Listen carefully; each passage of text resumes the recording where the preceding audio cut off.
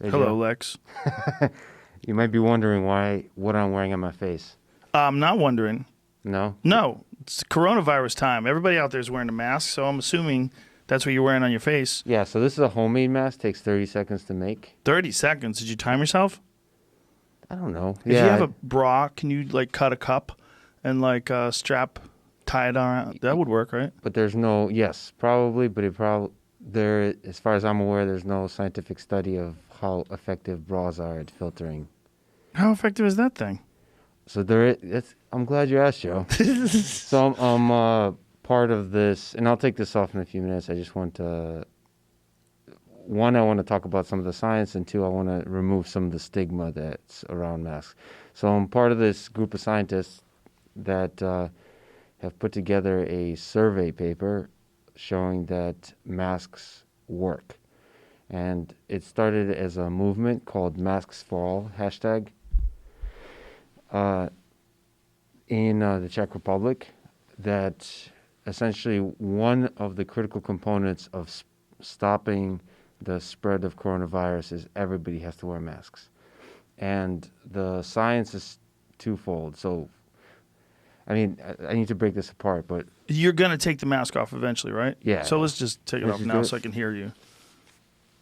Because There's an audio, you can't hear that? that's so much better. Oh, yeah, nice. So... It's like taking a condom off.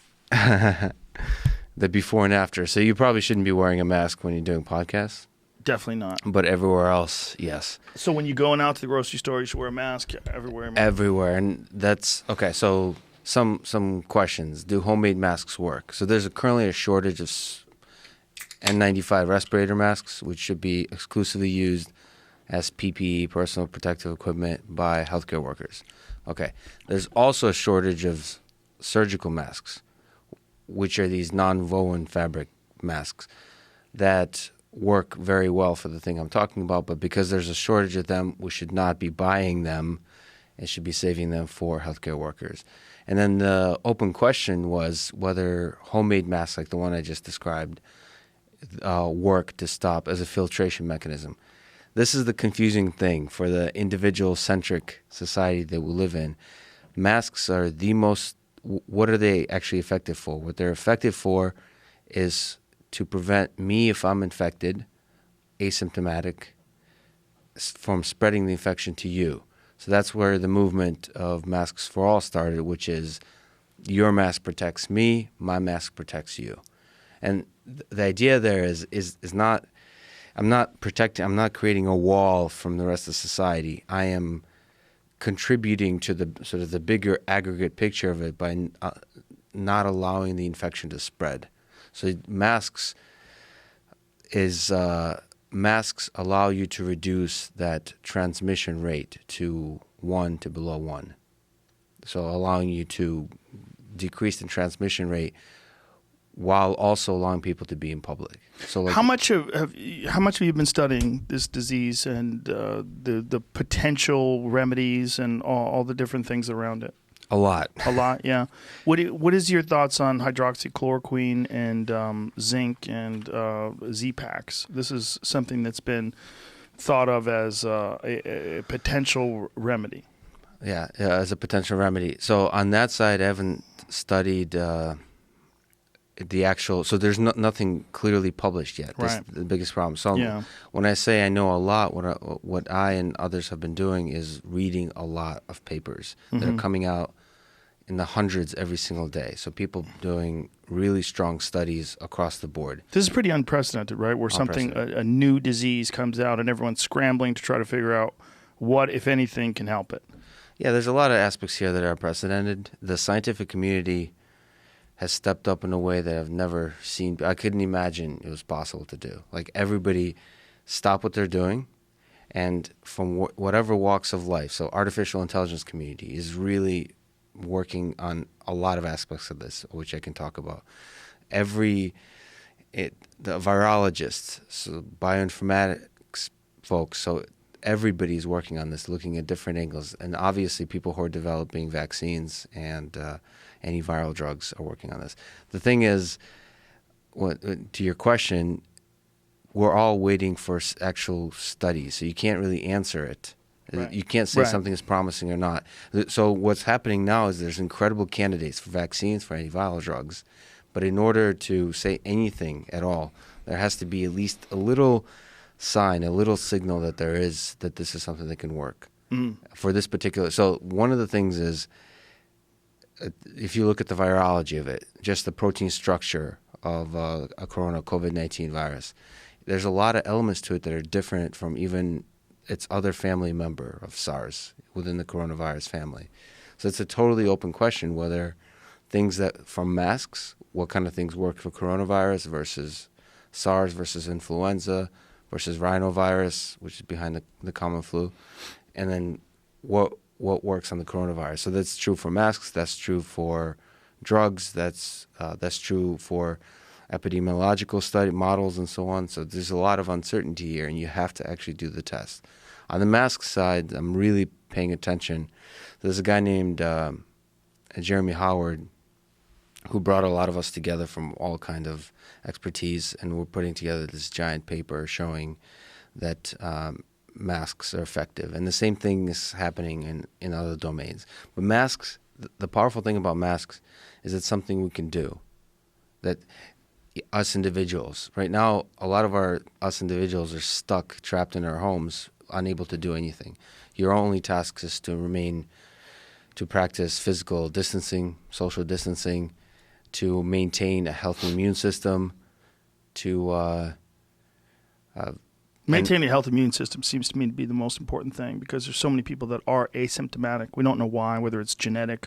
We don't know what is causing some people to have virtually no symptoms whatsoever. But I would think that maintaining a healthy immune system, eating healthy foods in particular, supplementing with vitamins. For me particularly, I've ramped up my vitamin C in a big way. Vitamin D, 4,000 IUs a day. Exercise, and sleep. sauna. If you have access to a sauna, and I know most people don't, but if you don't have access to a sauna and you do have a bathtub, take yourself a hot bath. You know, what you're looking for is heat shock proteins. One of the things that happens when you have a flu or when you have a fever, right? Your body when your body has a fever, one of the things it's trying to do is trying to kill that virus. It's trying to overheat it, and that production of those heat shock proteins is very important. There was a study written on flus and viruses and regular sauna use, and it showed a significant decrease in infection with regular sauna use. So it might not help you if you have it now, but it will help you to keep a strong and healthy immune system. Heat and cold, those two things, shocking yourself with cold baths and shocking yourself with hot baths if you don't have access to a sauna. If you do have access to a sauna, I would recommend ice baths and sauna. It's very, very important for your immune system. It's a way that you can, you're giving yourself a drug that your body makes, really. Yeah, I read a couple of studies actually on the use of, I don't know about sauna, but heat, like you said, hot water, then switching to cold for increasing the cytokines. The efficacy of natural killer. I think they're called NK, the natural killer immune cells that are essential for when. So there's this moment when you get the disease and you progress coronavirus. You progress from just having mild symptoms to having to go to the hospital to having to then go into a critical condition. So that transition, the natural killer cells are essential for that, and the variation from heat to cold in water helps. So how strange is that? That's one of the strangest aspects of this disease, that people seem to have mild symptoms and then overnight it turns on them. Yeah, it's so strange. And it depends on the, and we don't understand. For some people that doesn't happen. For some people it does. Yeah, I mean, it's going to be a long time before they sort this out.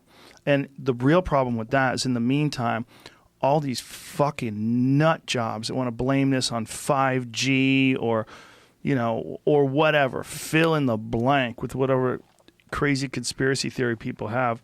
One that is interesting is that Wuhan apparently had some sort of bioweapons lab there.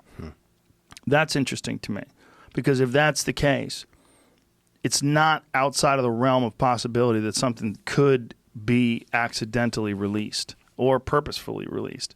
Like if they do have a weapons lab there, I mean, why do they make weapons labs? I mean, why is anyone making bioweapons? You're making bioweapons to. The idea is you're making a disease that you can inflict on the enemy, right? Well, if you have a disease that can be inflicted on the enemy, that's just human beings. If that stuff gets out, it would be the biggest shock of all time if it turns out that this was actually a man-made disease that was leaked from a lab. I'm not saying it was. Again, I'm a moron. I'm not the guy to come to when it comes to bioweapons or viruses or any of these things, but I'm just speculating as a human being that if there is a bioweapons lab in Wuhan, Google that.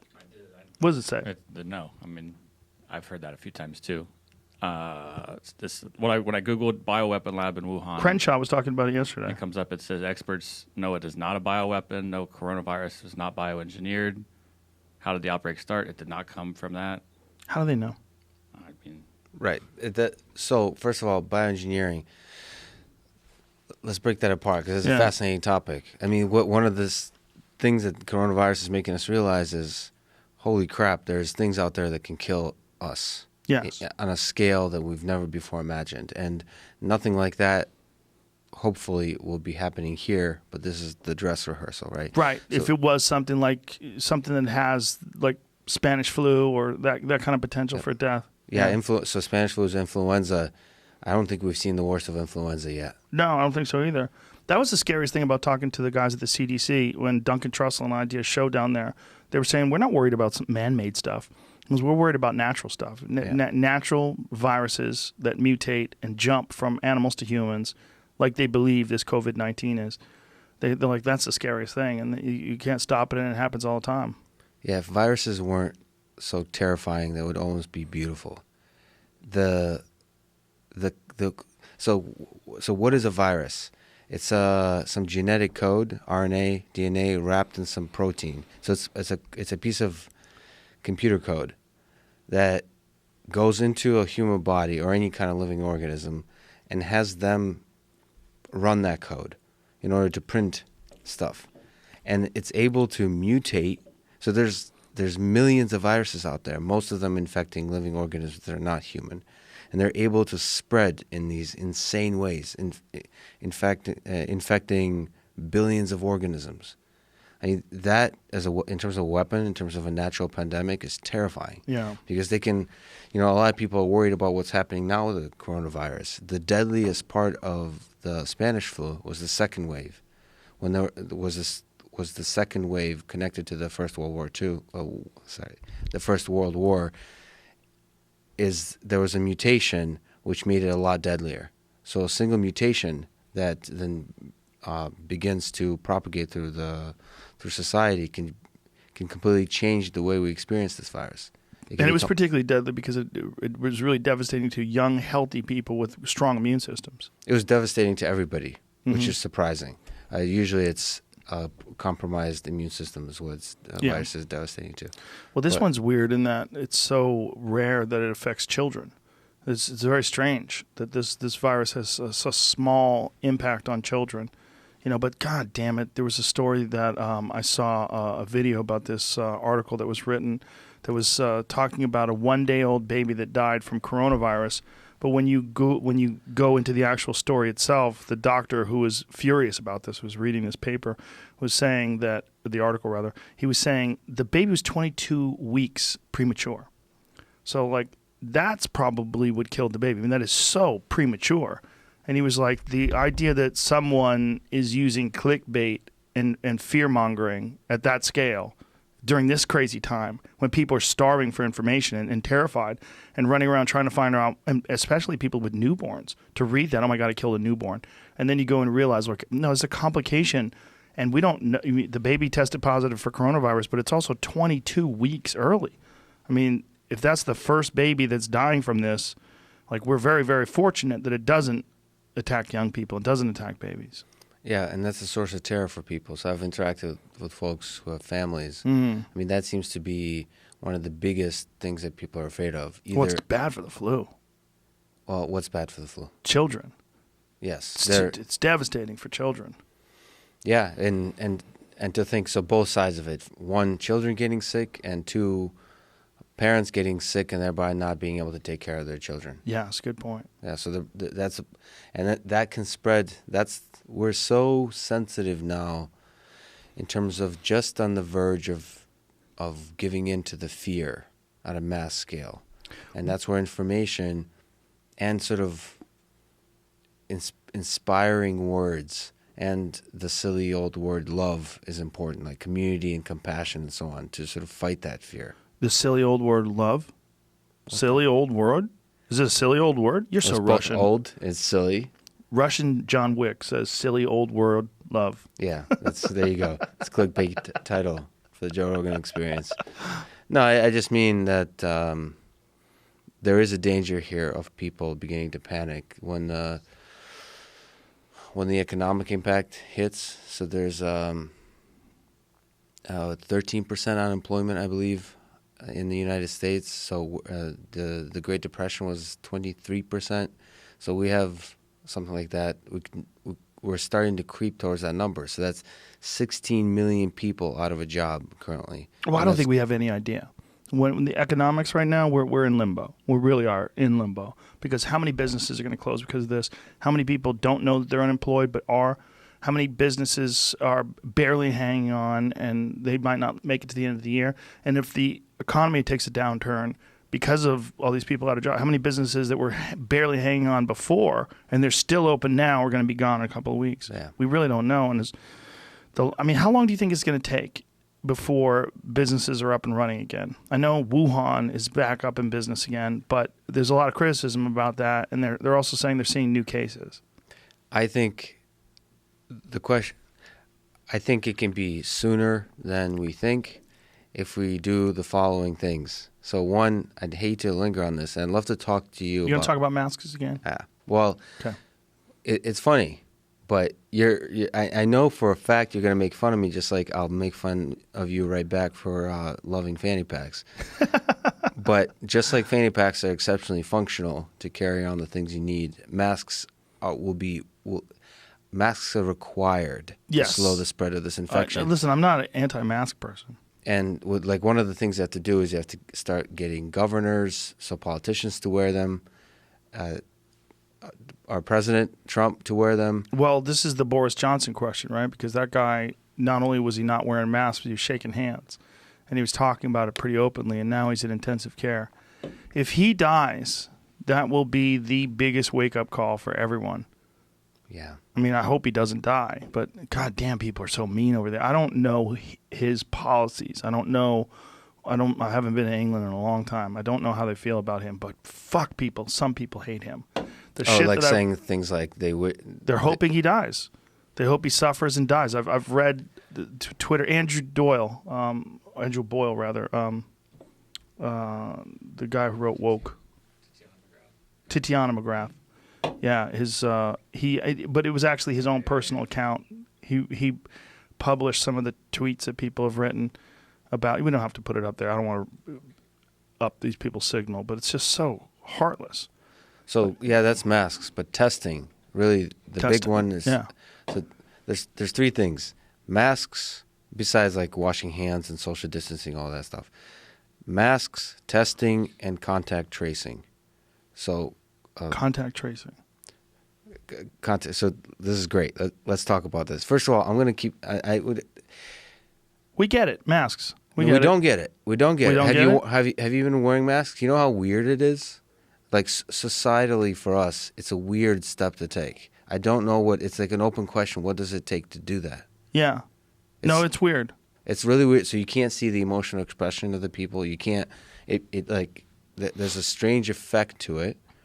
And then the other effect is, as an individualistic society, you're wearing the mask not to protect yourself, but to protect others, and that's a weird thing for us to do. I don't think people are thinking that. I think they think they're protecting themselves.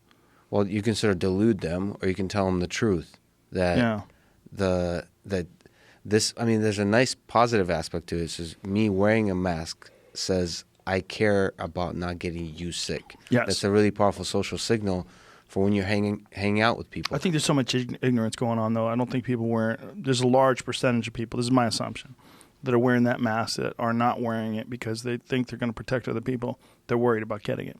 Yeah, and I don't think, I mean, this is what the WHO and the CDC, this is where I hate what they're doing, which is sort of there's truth and that there is ideas of how the truth will be misinterpreted by the public, and so you shouldn't tell people the truth. So there's a kind of sense, like the WHO and CDC have said that masks don't work, for example, or they said that we shouldn't be wearing masks, we should save them for the healthcare workers. Well, we have to be honest about what the timeline of the WHO, what they've said. They're wrong about so much of it. They were initially saying that you couldn't transfer it from person to person. I mean, this is just at the beginning of the year. I mean, Dan Crenshaw went over the timeline of all the things that were wrong about what the World Health Organization said on the podcast yesterday. It's terrifying stuff. And, and obviously newspapers were going off of that information, and they were printing misleading stuff as well. And the president didn't know. No one knew. The whole thing is very weird. If you're going based on what they were saying, it didn't look like it was going to be nearly as bad as it is. And then everyone has had to make adjustments. I'm actually... The one, like, I'm so freaked out about the loss of life and the loss of jobs and how people are getting. It's really weird. Everything about it is weird. It's weird in our lifetime to be a part of something that's just affecting the entire world like this. But I've gotten a lot of messages from friends that are quarantined with their families, and like, we've never been closer, and that we realize that we're in this together. Because we realize that, during these crazy times, you realize what is important. Love, that silly little word you were talking about. Love and community and friendship. Like my neighbors, everyone's so nice. Everyone's waving now, and everyone's like saying hi and, talking from over the side of the yard. And how's everything? You guys all right? Need anything? We're right here. There's a lot of this like comfort and warmth that, I think I experienced a little bit of that post 9/11 where people get shocked, they get shook up, and then they realize what matters, Yeah, that's one of the things I don't like about masks is it feels like you're protecting yourself from, like you're removing yourself from the community. There's that look, and like, get away from me, dirty people. Yeah, get away from me. So the germaphobe kind of idea, that's not what they are supposed to represent, but I'm sitting here on the science that says we have to all wear them, and then thinking like, how's that going to change interactions? It's I don't know what to do with that. You're an MMA fan. Yeah. What do you think about the UFC's decision to have fights next weekend? On an island? I don't know. We don't know where it is. I'm trying to figure out what I'm doing, if I'm going to it or not. I don't know where it is. Commentating? Yeah, I don't know where it is. I don't even know if it's in America. I literally right now, as of right now, I don't know shit. I have no information. Okay, so first of all, if it's on an island, like I saw, like it's Fight Island. It's literally the storyline of Enter the Enter the Dragon. This is like, I don't know who the Bruce Lee is or the Chuck Norris. Should I get a Chinese kung fu outfit and do commentary with a kung fu outfit on? 100%. Would that be culturally appropriating? No, you know what I'll do? I'll wear one of them Bruce Lee tracksuits. That wouldn't be culturally appropriating. Well, that'd just be fandom. In a time of coronavirus, you get a cultural appropriation pass. Okay. I heard. To me, I think that's great because if it's messaged correctly, to show that we are, while maintaining sort of social distancing, all those kinds of things, we're trying to fight to bring our society back. Okay, let me pause it right there. There's no social distancing in a fucking cage fight. Yeah. Okay, they're on top of each other, sweating each other's mouths. There's going to be, if Tony Ferguson's fighting, there's going to be blood for sure. Everybody who fights Tony Ferguson looks like they fell off a train. So there's going to be blood. The physical distancing you want to avoid is large crowds. Right. But one-on-one. One-on-one. So what if everybody gets tested? Yeah, you think that's accessible? How accessible are tests right now? So in America, it's 0.7% of the population have been tested. That in terms of testing everybody, that's not accessible. But in terms of testing special events, yeah. So that's possible. Totally accessible. What do you think they would do if, like, there's a lot of good fights in this card, by the way. Jairzinho Rosenstrike. Mm-hmm. is fighting Ngannou. Yeah. I mean, come on. Ngannou and Rosenstrike, that is a fucking crazy fight. What if one of those guys tests positive? What if Justin Gaethje tests positive? The guy was supposed to be fighting Ferguson. Do you go ahead or not? Like, obviously, you have to ask the opponent if they want to. Yeah. I'm a little bit Russian. I would go ahead. I'll go ahead and I don't know. So my main concern is how will the general public interpret it? Because you want to do everything you do now should be done in a way that is positive, like inspires us towards the community, and two, gets us to do the right thing scientifically. I don't know if a COVID-infected person fighting would inspire others to say, "Oh, well, it's okay if they're doing it. It's okay for me." Well, I don't think they would allow it. I have a feeling that if someone did test positive, they would kick them off the card. Yeah, probably. That's probably the right thing. I shouldn't say kick them off the card. I should say remove them from the card. I take it back. That's probably the right thing to do. I would imagine it has to be the right thing to do. And then you would also have to quarantine the people that worked with him in training camp, and you'd have to test everybody. Yeah, that's, by the way, what contact tracing is. Yeah. Once you find somebody and there's a technology for, I mean, that's a really interesting infrastructure there. But I love the idea that they're pushing forward and doing the fights. There's a lot of people that are very upset with it. It's very controversial. The whole thing's controversial. Why do you think they're upset? Because they don't want anybody to do anything out of the norm of social distancing and of quarantining and of what we're on lockdown right now. And for them, look, even Nevada, which relies almost entirely on casino money. I mean, not Vegas at least. Vegas relies almost entirely on casino money, right? All the other businesses are so supported by the casinos. Those casinos are shut the fuck down. Cannot have the fights in Vegas. But those are large crowds and physical spaces. I think. No, I understand that. This is going to be this is not going to be a month. This is not going to be 2 months. How many months do you think this is going to be? I think before we're back to normal, I think it will be a year.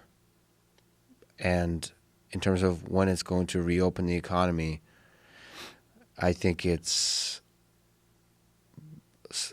summer. Possibly late summer. Unless there's some sort of an effective remedy that we know for sure. Definitely. Antiviral drugs or vaccine. Mm-hmm. Well, vaccine's going to take a long time. There is some really impressive work on vaccines. They're accelerating the crap of it. It's supposed to take 10, 15 years for a vaccine. And then they're saying 18 months, obviously. But that's still a long time. That's a really long time. But they're doing some impressive fast testing on vaccines. Obviously, mass-scale vaccines is something you want to be exceptionally careful. I wonder what they're going to do with the U.S. election. Mail-in. Oh, no. I have an idea. We'll just postpone it until... I'm just kidding. Postpone it's not a bad idea. No, it's a terrible idea. Oh, one thing I do have to say, because I can't believe this is still going on, because there's a big dust-up recently because I said that I wouldn't vote for Biden, that I'd vote for Trump before I voted for Biden. I just want people to know, first of all, folks, I'm barely paying attention, okay? If you're getting your political advice from me, I'm a moron, okay? I am comedian / cage fighting commentator. You know how you have friends that don't know much about fighting and they'll say something like, I think Bruce Lee could kick John Jones' ass. Yeah, that's me with politics, okay? Don't listen to me for political advice. You want to listen to people for political advice? Listen to people that are actually paying attention. Listen to guys who, that's their living. Guys like Kyle Kalinske. Listen to Jimmy Dore. He does a fantastic job breaking down politics. He understands it, right? Listen to the people that The Hill. Watch that show. It's fantastic. It's on YouTube. There's a lot of people. David Pakman. He understands politics. I'm not that guy, okay? But what I am saying is I don't want to vote for someone that has a mental problem. He's got dementia. That's all I'm saying. My parents called me. My mom's like, I heard you're a Trump supporter now. I'm like, I would never vote for a person who obviously has dementia. I said I would vote for Trump before I'd vote for Biden. That's what that means. And there's been fucking dozens of articles written about this. I'm like, Jesus Christ. Trump tweeted. He tweeted that? Like he tweeted a clip of you saying that you're a Trump supporter. No, he didn't. Yeah. When did this happen? Like shortly after. Get the fuck out of here. I'm pretty sure. Retweeted or tweeted. I'm not sure. That's hilarious. Yeah. Sure. I'm Could have been one of those fakey Donald Trump accounts. No, I'm pretty sure. It looks the same. Maybe it was Trump Jr.? I Was it Donald Jr.? I have a programmatic way of following Twitter, and I follow Trump. Okay, either way, I just want everybody to know this is all I'm saying is I think the Democrats are making a horrible mistake by putting in he just had another huge stumble yesterday. The man is ill. I wish him no ill will. I'm not a Biden hater. What do you think? I just think it's wrong to take a guy that you clearly can tell is struggling. He's an older guy who's got some sort of a mental breakdown issue. He's got what appears to be, according to some experts who have analyzed what he's doing, it's some form of dementia. He has a problem maintaining conversations. That's all I'm saying. Over time, yeah. That's all I'm saying, folks. And also, I'm a fucking comedian / cage fighting commentator. You don't need to come to me for that. What is this? Donald J. Trump retweeted.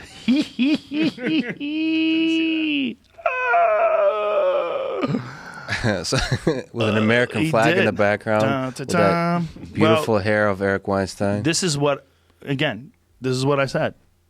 You shouldn't have that guy. I would vote for any of the other ones, any of them. Bring them back. Amy Klobuchar, bring her back. I'd vote for her before I'd vote for Biden. I'd vote for Buttigieg. I'd for sure vote for Tulsi.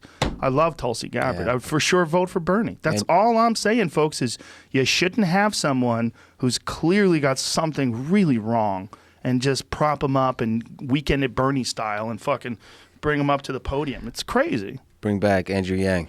Fuck yeah. Do you actually know? I love Andrew Yang. I was trying to figure out if it's possible to bring back people at this stage because I don't so know. much has changed. I mean, COVID changed everything, right? Yes. You should be able to run stuff back. Well, what they should be able to do is someone should, I don't know, I think they're just hoping and praying that Biden can hang in there long enough and people's hatred for Trump will get it to the finish line and that they could win and they can keep him from having these conversations where he stumbles a lot. But it's not fair to him as a human being. It's not fair to us that this is their only choice they're giving us. I mean, there's so many people that were involved in those debates. Kamala Harris, bring her back. Bring them all back. Bring any of them back. They would be a way better spokesperson for the Democratic Party. This is just a terrible idea. That's all I'm saying. That's all I did say.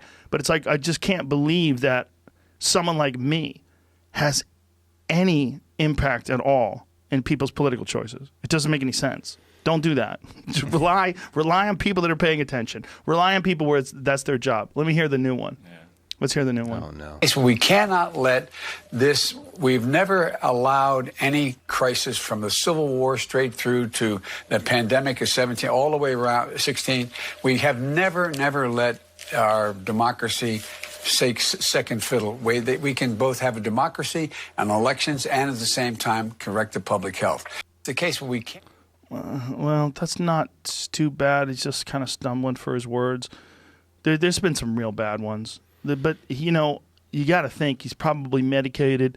They're probably juicing him up to get him to that state of health anyway. Like, these people are not stupid. These people that are involved in running his campaign, they're probably giving him IV vitamin drips and doing everything they can to try to get him as healthy as possible to bring him to that state. It's just not good. It's not fair. It's not fair for us. It's not fair for him. So to try to play, because I kind of agree with you. It's so, I cringe every time. It's sad. But I was, I think, what was it, 2016 when Hillary Clinton ran? I like Biden until I hear him talk. There's something there that he's just not good at. We keep seeing things like this that are just a little bit off. And to me, the question is, so I'm awkward at speaking. And yeah, but you also speak Russian. No, I think that there's a brain thing there. Well, you might be too smart for us. Well, yeah, for regular conversation. That's a very nice way of putting it. But and he used to stutter. So do we need our presidential candidates to be eloquent? Is to me, and an open question. That's a good point. Because he might just be like, I would vote for Biden if he just never talked.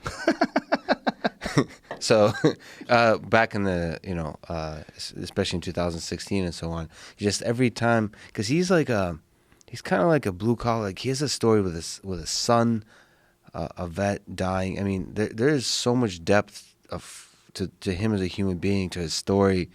He obviously, as you've mentioned, he done quite a few shady things like lying and plagiarizing speeches, and that was back in '88 when he was running for president. Yeah, I mean, but in terms of his like long track record of just being as part of the system, whatever you think about the system, he just knows, like, at a time like this, when you need government to work well, no matter who you are, government needs to work well now. So you have to ask yourself, who is the person who will make government work well? Right. No. I don't know if it's him. I don't know who it is. I don't think it's a good idea to have one person have the kind of power that a president has. I mean, just imagine you're Donald Trump, right? You're not just responsible for dealing with international relations with North Korea. You're also responsible for the environment. You're also responsible for this COVID-19 outbreak. You're also responsible. I mean, you can keep going. It's crazy to think that one person should have responsibility for all the things that happen to the United States of America. It's nuts. Yeah, it's totally crazy, but I think they don't have to be responsible. So to me, the best for president is to inspire the entire population, just to be a sort of talking head that inspires the world and the United States, and two, hires the best people to take care of each of those things. Yeah. So inspire the best in the world to come work for him, whether that's military, whether that's the environment, so on the science side. And that's how to me, that's how you should elect a president, who inspires the best people in the world. I think you're right. Yeah, I just think that it's an impossible task for an individual, and I think we should rethink it. But good luck with that. I mean, the crazy thing about the United States is really, I mean, I had a bit about it, that the United States was founded in 1776. People lived to be 100. That's 3 people ago. 3 people. Yeah, I'm like, this is how recently this is. Recent. And this is a bit about President Trump, about him being elected, about how crazy. And the bit was about, we went from Obama, I went from this really intelligent, very articulate person. And it's like we were involved in a relationship with and now we're dating a whore. And this was it was just this crazy bit that I had about, it's like we're on the rebound and we're just in a nutty relationship now. But I don't think anybody should be president. I don't think it's a good position for human beings. I think it was a great idea when we were tribes, when we're a tribe of a few hundred people, or a mayor of a town. That's great. Yeah, mayors make sense. It makes sense that one person, it's a very stressful job, very difficult, but it seems tenable. It seems like a mayor can be. A mayor can really control a city and do a good job. I just think when you get to the scale of the United States of America, it just seems nuts. It just seems nuts to have one person run the whole show. And then also clearly not, because you have this gigantic organization behind it that requires all the money from the donors and special interest groups and lobbyists, and all these moving pieces are involved to make sure that the people that get in place are going to suit your interests and fulfill your needs. And it's all going on right now while a fucking pandemic virus is sweeping the entire globe. It's really weird. It's a really weird time. Yeah, and I mean, I wish we could just rerun the whole thing, because some of the ideas, like Andrew Yang's ideas with universal basic income. Yes. That's obviously he's right. What he said about automation now applies to this virus. Like, there's people that need money. Yeah. And this is where it's really weird. And I wish I'd brought this up with Dan Crenshaw yesterday, but a lot of Republicans want smaller government, right? They want less government. But this is a time where big government is necessary, where you're dealing with something like a pandemic virus. You're dealing with the situation where you have to look out for the welfare of all these people. You have to re-stimulate the economy. The government has to pour money into it. This is a time where big government is necessary. And this is a great argument for balance, right? This is a great argument for big government. Well, the goal, I think, for both Republicans and Democrats is effective government. Yeah. And then Republicans would say that big government is actually you increasing the bureaucracy, not the effectiveness. So this is the question now with testing. How do you get at a large scale? We're at 0.7%. We need to test half the population. Yeah, I don't know. Obviously, I don't know. But I would imagine if tests exist, right? We have a test. So what we need to do is figure out a way to ramp that up. And I'm sure that's being done right now. We're just not aware of it. I'm sure that they're trying to figure out a way to get it to everybody. I mean, some of that is just mass production of testing kits. So the main test they're using now is a molecular-based test. There's other ideas, like on the artificial intelligence side, there's ideas of how to use CT scans, chest scans, and try to detect the early onset of COVID versus just regular pneumonia. Because there's a lot of sort of neighboring conditions here, too. Yeah, like well, that's we're the still other thing suffering from flu, right? Yeah, that's the thing I was going to say, that some enormous percentage, like 85% of people that come in that are sick are not infected with this, because this is flu season. And the flu so far has killed an extraordinary number of people, which is really weird. Like while this is going on, and this is not to diminish the deaths of the people that have died from COVID, because it's all horrible, right?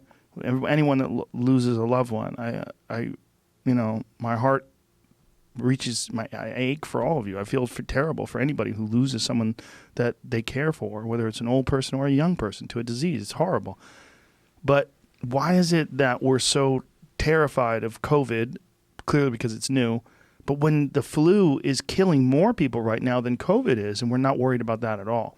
I mean, we should clearly be worried about both things. And this is, again, it's a great advertisement for strengthening your immune system. This is a great wake-up call for a lot of people that are unhealthy, that are eating unhealthy, living unhealthy. Please, like, if you value life, and it's so easy to just assume you're always going to be okay if you're okay now. You know, this is this sort of mentality that a lot of us go through life with, that everything's fine now, it'll be fine. And this is where preppers go off the rail the other way, right? They're like, fuck, the sky's falling, it's all going to fall apart. And those people, I'm fascinated to see how they're going to freak out. Like, now that this is real, and that, like, it's probably a good idea to have stored food, it's probably a good idea to have a small supply of water that's going to last you a few weeks, that this is all a good idea. Like, how are those motherfuckers going to react to this? Well, they're ready. What do you mean? They're going to ramp it up even further, because now they're going to be justified. Like, they were right. So what you might very well see, especially in the South, so a lot of people have guns, right? And with with coronavirus, there's like, you don't want infected people in your town. So you could very easily see people barricading roads and saying you're not allowed to enter the town. Yeah. Well, you're seeing that in some places where people have vacation homes, and they're leaving the big city and going to the vacation homes, and the people that live in these small communities are freaking out because they don't want these infected people coming into their communities and infecting them, and they're trying to keep them out of their homes, out of their second homes, which is like, look, you can't keep someone out of a fucking house that they own, okay? You can't just decide that you're going to throw the Constitution out the window and these people don't own their own property anymore. But it gets to this weird state where everybody's in a panic. So this, to me, is where the president is essential, is to, when people are in a panic, when there's so much uncertainty, is to inspire the world and sort of take us back to reminding Americans, reminding the world what everyone did in World War II. Yeah. Sort of the huge things we've overcome as a civilization, that this is one of those cases. And sort of, as opposed to trying to defend your little corner of this land, seeing us as all together as a community and sort of inspire that. I think, and trying to remove, I think in terms of winning elections, like if Donald Trump wants to win the election, is just do that. Because in these times, difficult times, presidents are popular. Mm-hmm. And if you just forget the stupid red-blue divide, and just inspire the whole country, he'll run away with it. It's true, but, it's hard right now to even have that. He's kind of, he's a guy that, when someone comes at him, he comes at them harder. He That's describes instinct, himself as a counterpuncher, right? Someone hits him, he hits him back even harder. And the media just can't let him go. Like, there's a lot of currency in attacking him and coming up with a great gotcha moment that gets captured in video and then gets released online. And so you get all these reporters that have this rare opportunity to talk to him. And we talked about this one lady who just kept being upset that someone in the administration, apparently she said, had referred to it as the Kung flu. And he's like, what did you say? And she said, Kung flu. He said, say that again. And she, Kung flu. So she said that. And he goes, who said that? She didn't know who. He was like, someone said it? Like, you heard someone said it? Like, is this really your question? Like, is this really what we're worried about? Is a joke someone might have made in the middle of a horrendous crisis that they called it the Kung flu? Oh, Jesus, let's stop the presses. First of all, Kung fu is awesome. Okay? There's nothing wrong with Kung flu.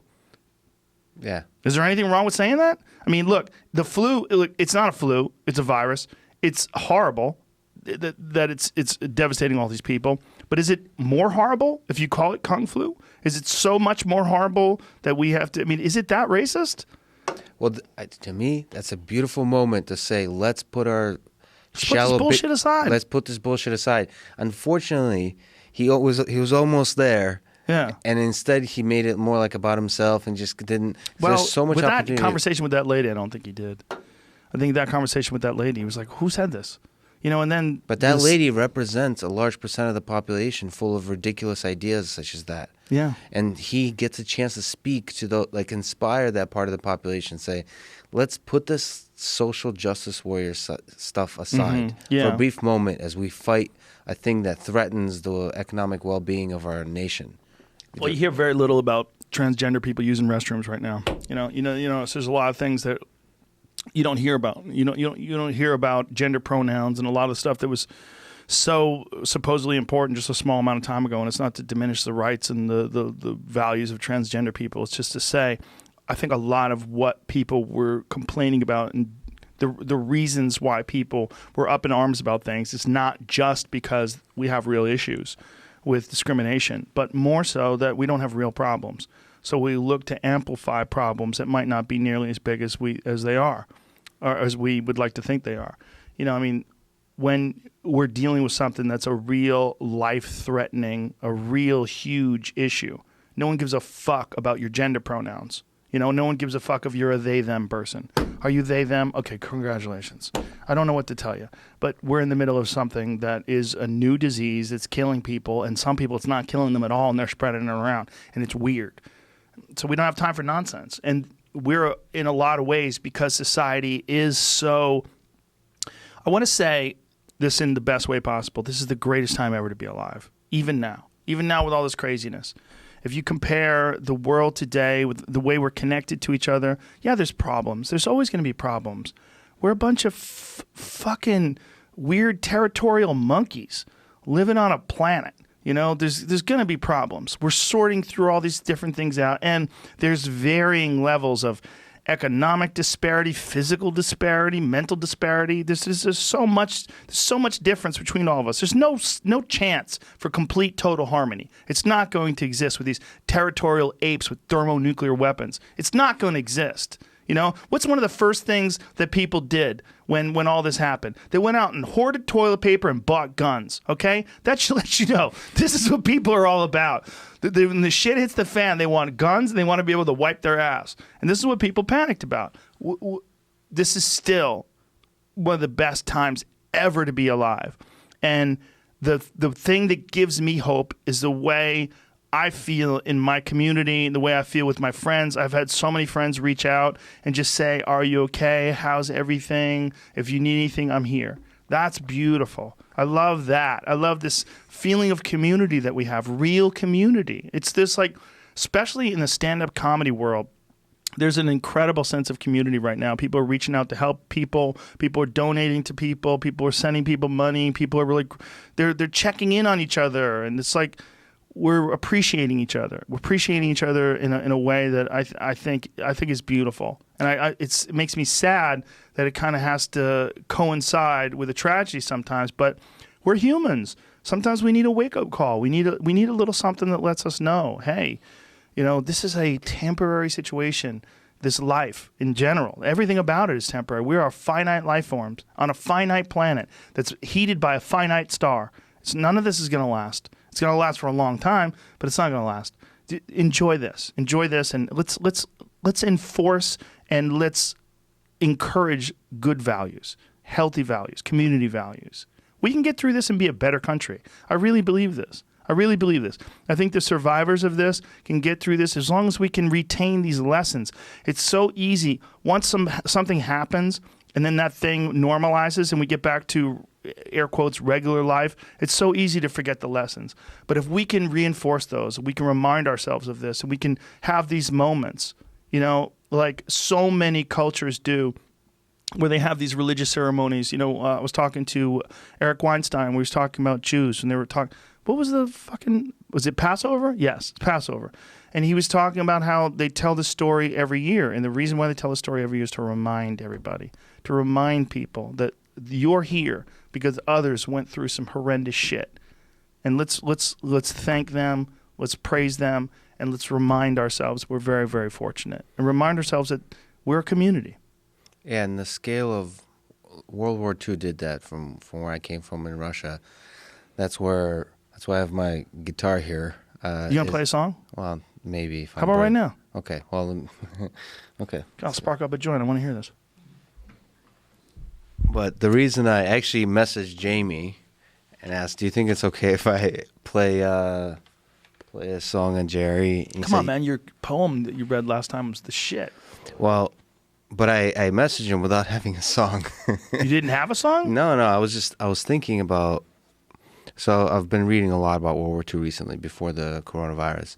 And then I learned about my grandfather, who was at age 17, which actually tells you a lot. You have to be 18 to be in the Army. And he sort of faked his doctor. That was what everybody did. Young kids wanted to fight for their country. It's an interesting kind of story. They weren't dodging the draft. Everybody wanted to fight for their country and die for. At that stage in 1941, when Germany invaded the Soviet Union, the order from Stalin was that if you get captured, you have to kill yourself. So there's no surrender. So you have to. I mean, that's the spirit that you're fighting with, and so the only way out is. If you're a soldier, is death or severe injury. And in terms of being lucky, I've been thinking about my grandfather a lot, who was severely injured. He was on a machine gun. He fought actually alongside Mikhail Kalashnikov, AK-47 inventor. Really? Yeah. So that's AK-47 came from World War II. That's a design from there. And so your job is. So Germany in the fall of 1941 is marching towards Moscow.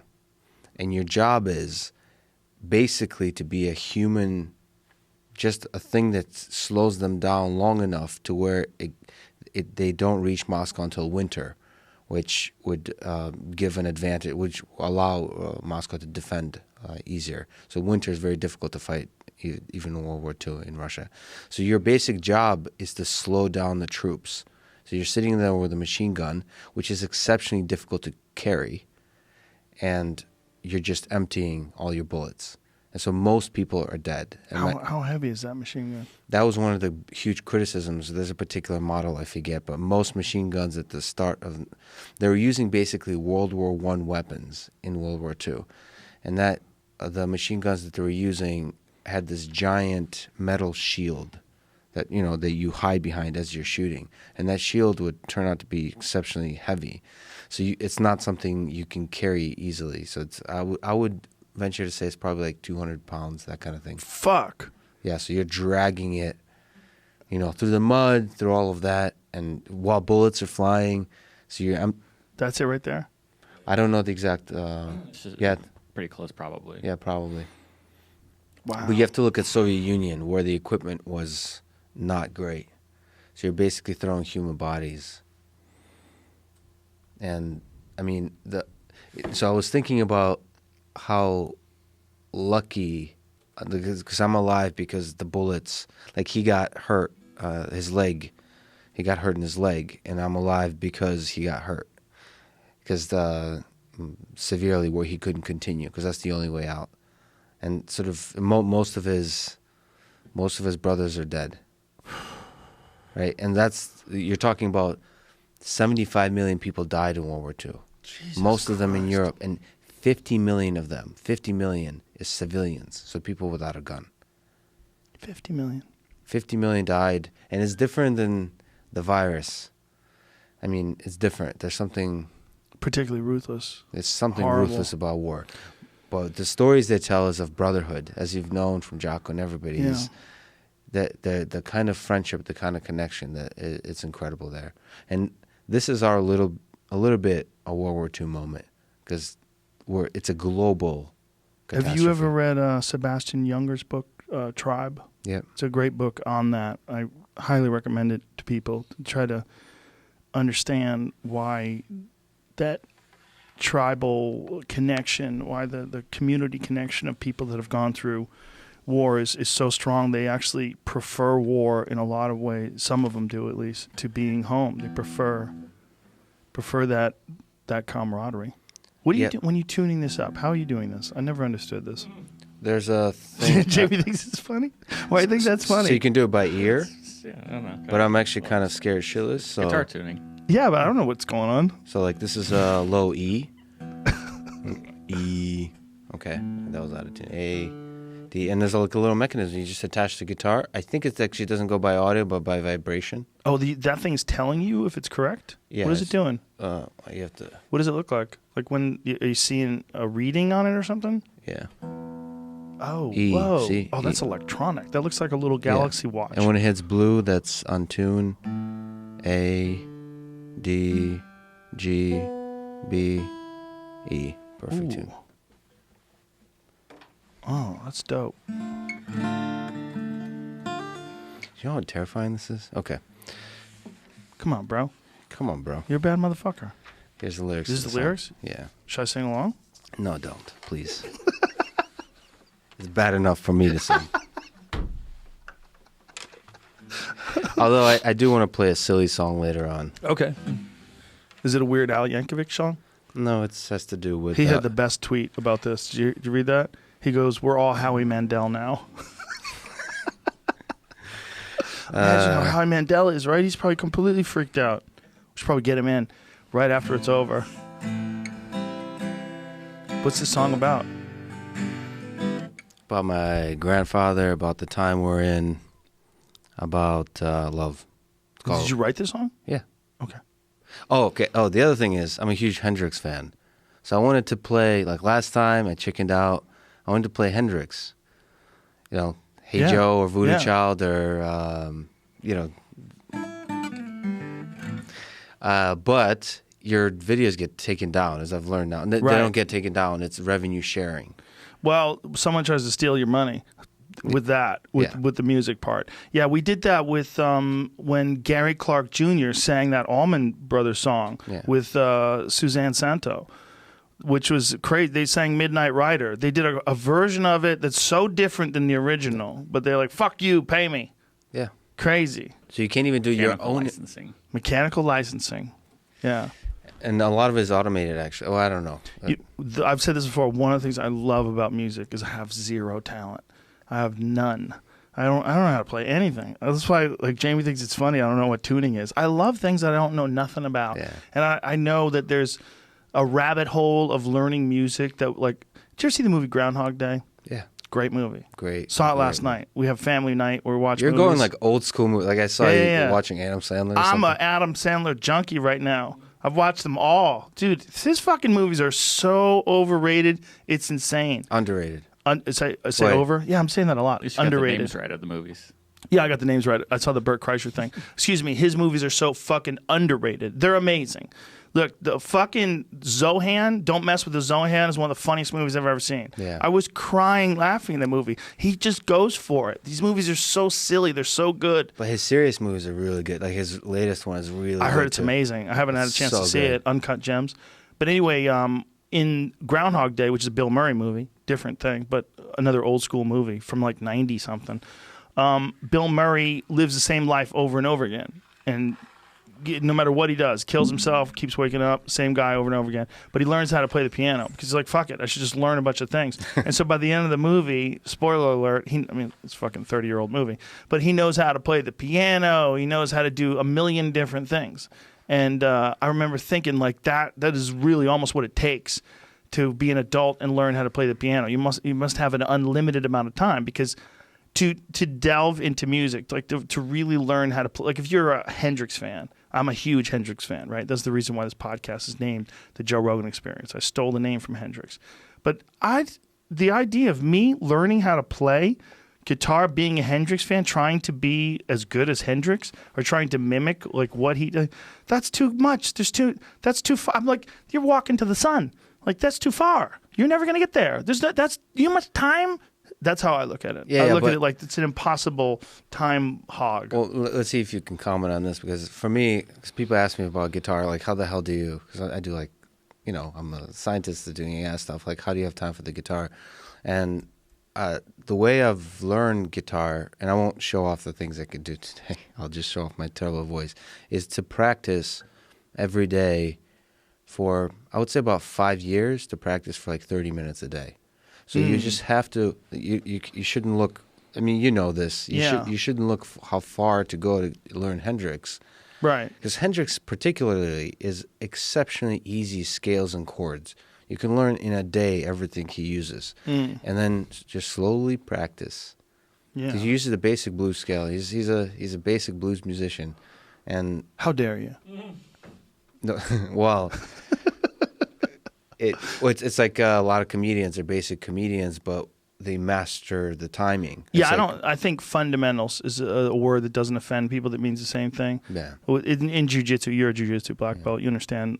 That's a thing that, for whatever reason, it's bothered so many people that Vinny Magalesh was talking about Minotauro. They were on the Ultimate Fighter together when Minotauro was one of the coaches and Vinny Magalesh was working with someone else, and he was saying that Nogueira, Minotauro Nogueira, who's a legend, I mean, just a fucking legend. When he was in his prime, man, he's one of my all-time favorite fighters ever. His fight with Bob Sapp was probably one of the most legendary fights in all of mixed martial arts, and one of the best examples of technique over brawn. I mean, he's an unbelievably tough guy. So, Minotauro was just an all-time great. But Magalesh, who's a legit world champion, Vinny Magalesh, was talking about Minotauro's jiu-jitsu game, and he said it's very basic. But Minotauro got offended by that and was really upset at him. But he tried to say, like, I didn't, and I've talked to him about it personally. He's like, I didn't mean it in a bad way. He took it in a bad way, but I was just saying it's the basics. It's like he does arm bars, triangles, rear naked chokes, guillotines, but it's like razor sharp. Hodger Gracie is a great example of that.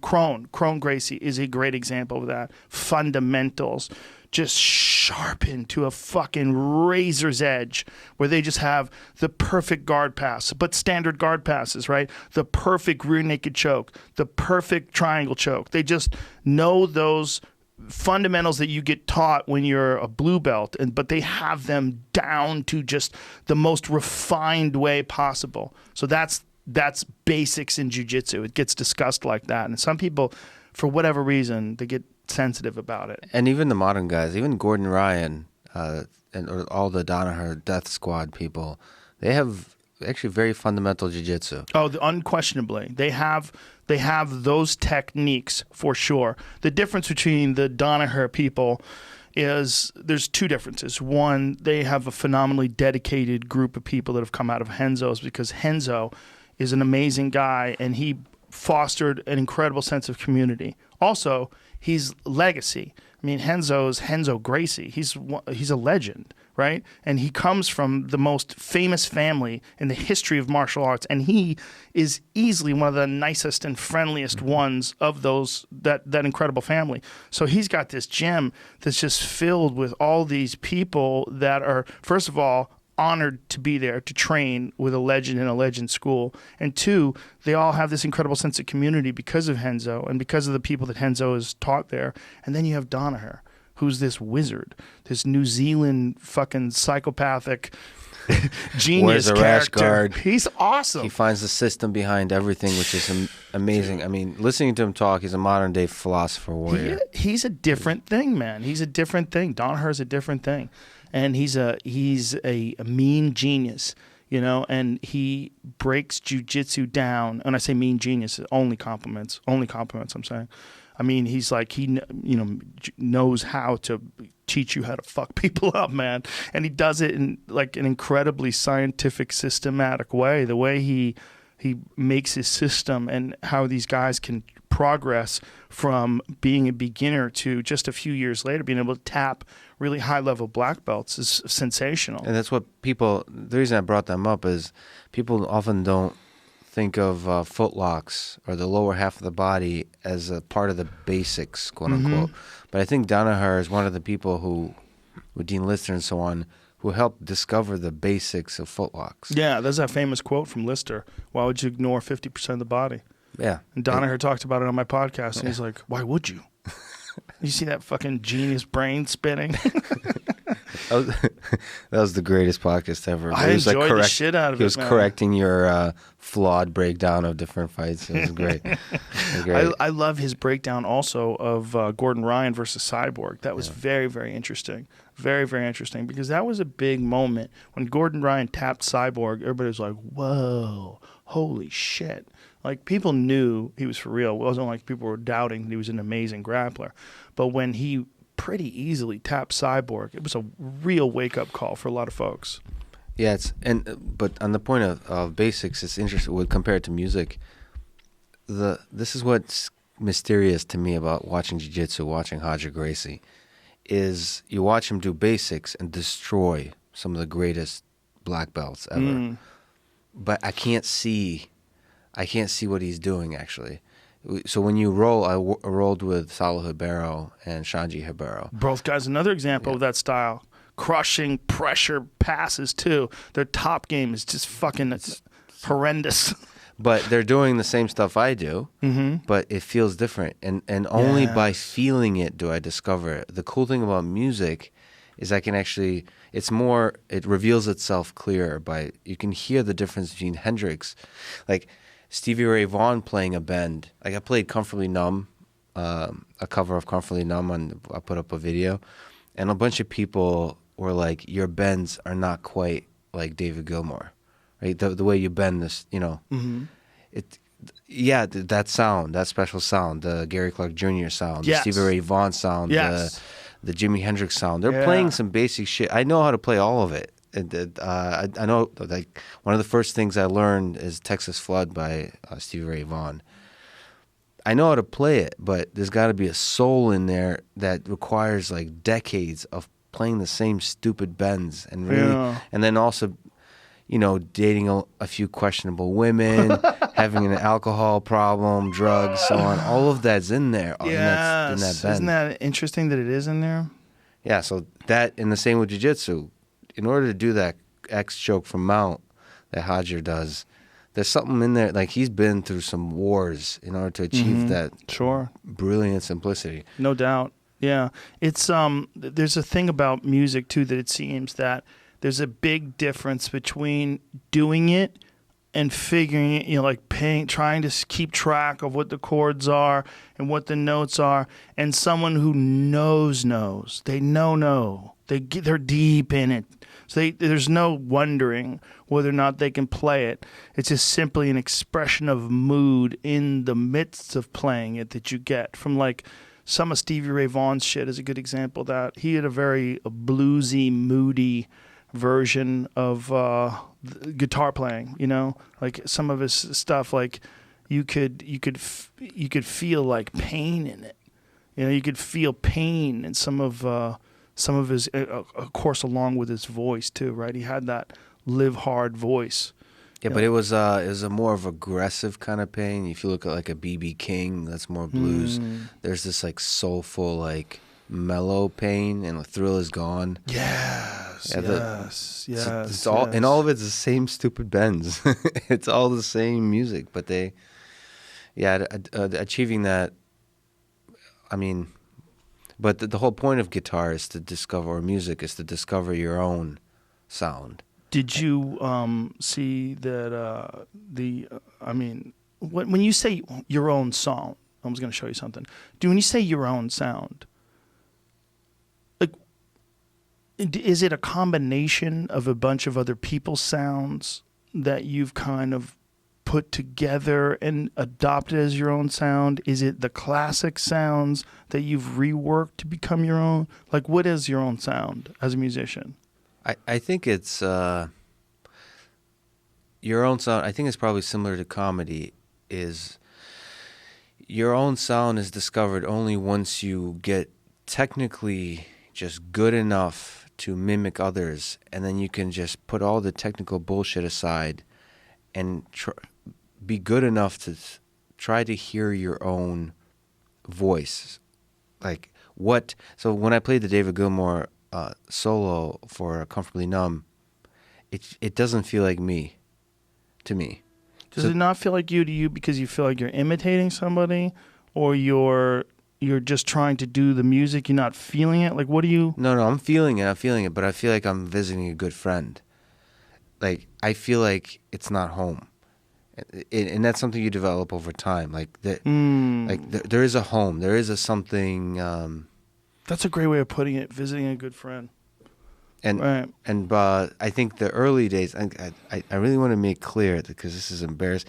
I'm not playing guitar enough these days to be impressive, so get out of your own head. Okay. Get out of your own head. Dude, I love acoustic music.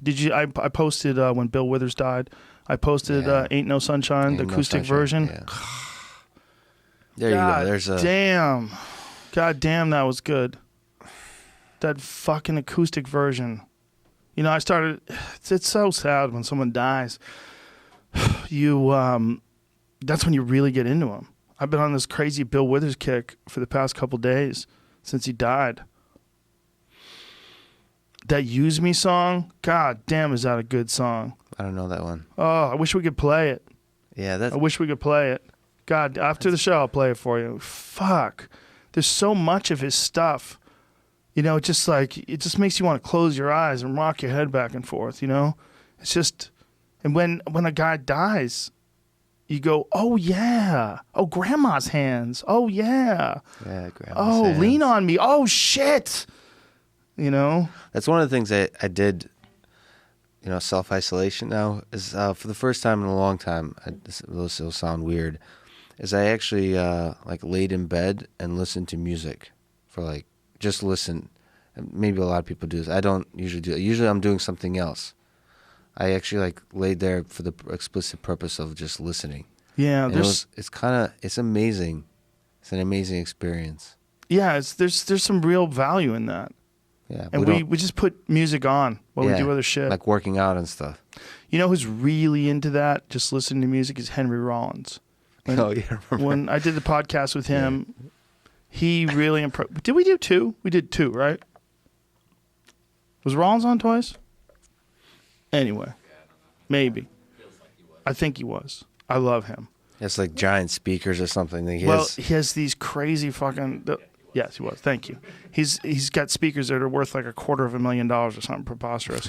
He's dumped all of his money into speakers. You know, he said, "I fucking love him. He's so unique," and he just picks out a record and he treats these records in the creation of these records with reverence, right? And it's really interesting to me because he's a guy who became famous as a musician and doesn't even do music anymore. He basically does spoken word. He does like his version of like kind of stand-up, and he's always writing. He's very inspirational in terms of his work ethic. He's always writing. He writes constantly for a bunch of different publications weekly, and then he also puts together a radio show every week. So he puts together a playlist, and he puts it on the radio, and he narrates it and talks through it and guides people through his musical selections. But he'll just sit there. And I was like, listening to him talk about that was one of the first times I've ever actually considered, like, oh yeah, there's like real value in just sitting down and just listening to music. And one of the things that worries me about Henry is, so he's not, I don't think, married and doesn't have family. So while that life seems appealing, because I'm in danger of going that direction. How old are you? 36. Come on, man, you're fine. No, but I'm love so many things about this world, just like Henry, right? Right. That it's easy to let life slip away.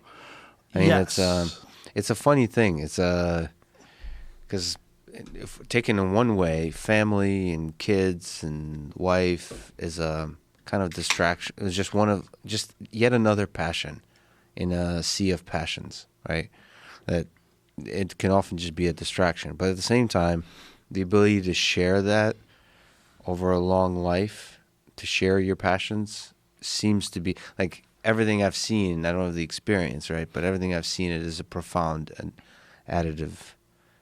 It's a profound thing to be able to share your passions with others close to you. I guess that doesn't have to be family. It is that, but there's something different on top of that. That's my friend Ray, who goes by, what is he called? Raganoff? How do you say it? That was it. Ray. His name is Ray Capo. He said something to me once when we were both really young, but like more than 10 years ago, probably like when I was training with him, probably 2013, like 15, 16 years ago, maybe even 17 years ago, somewhere around that range. But we were younger, and he was talking about children and having children, and that for him, there was part of it that was for his own personal edification. Like he thought of children as being important for his own like growth as a human. And, you know, Ray's a deeply spiritual guy, he's a yoga teacher, and he's like, and I never thought of it that way. I was like, you look at it like for your own, and I'm like, okay. And I think as a man and raising these little girls and seeing these daughters grow up, and for sure, I've learned a lot about human beings. But also, I learned a lot myself about my perception of humans, of babies to people. And I talked about this on stage briefly, but it's too weird to sort of articulate in a joke. I used to always think of people as being a static thing. Like I'd see a guy and he's a 55-year-old, truck driver, and I would think that guy has always been that guy. And now I go, oh, you used to be a baby. Like I knew, like if you asked me, hey, was this guy ever a baby? I would say, well, of course he was a baby. But I had never intellectualized it. I had never looked at it. And it instantly gave me so much more compassion and so much more like acceptance of people, like a relaxed acceptance, like a forgiveness of a lot of stupid shit that people do and have done. I almost immediately, in raising kids, shifted that and thought, oh, you guys just got fucked over. You meet an asshole, you're like, oh, your dad was probably a piece of shit, and you probably grew up in a terrible neighborhood, and you're probably, ruined by your older brothers who are assholes, and maybe you lived in a neighborhood where kids were stealing from you and beating you up. Fuck. Like, that's how you get to be this guy. You don't get to be this guy because you just choose to be a piece of shit. That's not what happens to people. You become something from your circumstances, your genetics. There's so much involved in who you are. And I don't think there's not much value in being mad at someone for who they are. You could kind of be mad at the impact that it has on your life, their stupidity, and we're all, justified in doing that. But I think one of the things about having children of your own is you realize when you see someone who's a mess, like, okay, I kind of see, I understand how that can happen now. Whereas before I would just be mad that it's there. It's kind of amazing, though, that a lot of us, I mean, at least for me, you remain from the self, from the ego perspective, you remain the same person. Like, there's a lot of parts of me that is still, like, sometimes I feel like I'm the same 12-year-old kid. Yeah, for sure. Yeah. And especially when there's trauma, then that stuff gets stuck, right? Like, you had Eric Weinstein on, right? A couple days ago. He just released this Unplugging Theoretical Physics, right? His geometric unity lecture. Yeah. And that's something he's been holding on for more than 30 years. And there's been a lot of, that's something that's been occupying his mind space. He's just a 20-year-old kid releasing this now. That's why it's such a liberating step. And for a lot of us, I'm the same. Probably this guitar is the same 12-year-old, 13-year-old kid who fell in love with music, and the same just goes to everything else. How old do you feel? when I'm talking to my mom, I feel like I'm like 15. 15? Yeah, for real. You sound different? No, I sound the same because I always sound like a 15-year-old. Well played. Yeah, true. I feel like my mom's kid. You know? Yeah, that's I talk weird. to her now. It's like they're real worried about this stuff. They're real worried about coronavirus. How is she society-wide or just individual? She's like literally. She's worried about it physically. You know, she's a woman in her 70s. It's just, you know, my stepdad too. It's like their feelings are justified. It's dangerous. It's dangerous for them. It's different than it is for us, you know? And even for us, it's not universally going to be okay. There's people that are very young that have had serious complications and even have died. Guys in their early 30s, dead. So, you know, everybody's a little weirded out. But when I talk to my mom, it's I always feel like I felt when I lived in the house. You know? I mean, you if I don't know if you ever experienced this, but one of the things that I experienced is when I went back home, when I went back to Newton. I grew up in Newton, Upper Falls. When I went back, when I was a grown man with a television show, I was on TV. I felt like a loser. Still felt like a loser. I'd go back to that town and I feel like I felt when I was in high school there. I felt like an outcast and I felt like a weirdo and I felt like a loser. And so I'd go back there and all of a sudden I'm like, oh, I'm a loser. I gotta get out of here. There's like a part of you. I mean, I went back again with my family a few years back and I didn't have that feeling anymore. You know, and but then you were the father. That helped too, but it's also a lot of thinking. You know, years and years and years of thinking and years of trying to appreciate all the things that you've learned and process them correctly. Do your best to have the best, most balanced perspective on what this all is. So then, when I was going back, I was just really what I was tripping out more than anything is about the concept of memories. You know, because I have this weird database where I can go to this strange part of the planet Earth, to this weird patch of land known as Newton Upper Falls, and I can go, and it was surprisingly rural. That was what was really weird. Like I kind of remembered it, but then I didn't like my wife grew up in a terrible neighborhood, and when we went together, you know, she grew up in this really just crime-ridden when she was really young. And so when I took her to where I was like, you grew up easy. Like, this is nothing. Like, we were laughing about it. But it was a lot of fields, a lot of, like, the Charles River was right behind my house. I could go right across the street and hang out in the Charles River. A lot of woods. There was a lot of rural shit there that I kind of forgot about. But it's a kind of time travel, just going back there. It is. It's also like you're accessing files. Like, I stood in front of my old house, and I'm accessing these files. I'm like, whoa. And I remember there's stairs that I always – there's these stairs that lead up. I lived next to a place called Echo Bridge. Echo Bridge is kind of a famous landmark because you can go under Echo Bridge and yell, and Echo Bridge echoes and has this crazy, like, thing. And so we'd get drunk and go into there and sing Billy Squier songs like, lonely is the night when you find yourself alone. That was my, 1980s style high school experience. But going back there as a grown man, and a grown man who's at least gained some grasp of perspective, I was in my 40s at the time, and wandering around this town, it just was very interesting to the concept of memory was very stunning to me. The concept of accessing all these different moments where I'm thinking about different times in my life. I was in these different areas and different things happened and interacted with people, and I can kind of pull those up. Yeah. And memory is such a strange thing, man.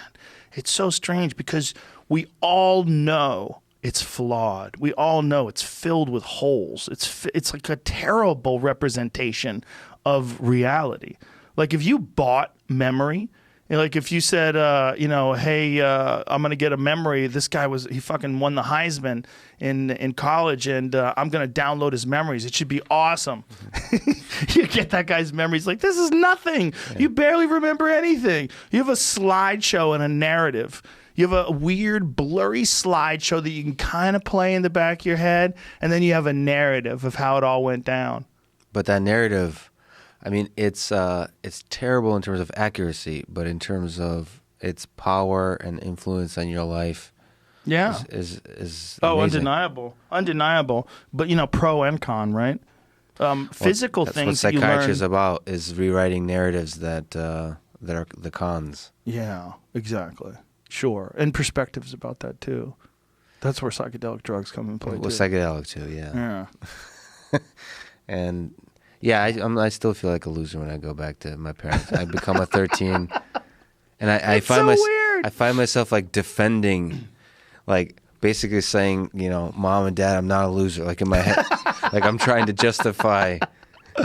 Well, how about all these poor people that have to move back in with their parents because they lose their house because of this fucking crisis, and maybe lose their dream if they're doing a small business. I mean, how many restaurants are going under right now? It might be more than 50% of small businesses. God damn. And I don't think we've felt the pain. Like there's people suffering right now quietly, and we haven't seen.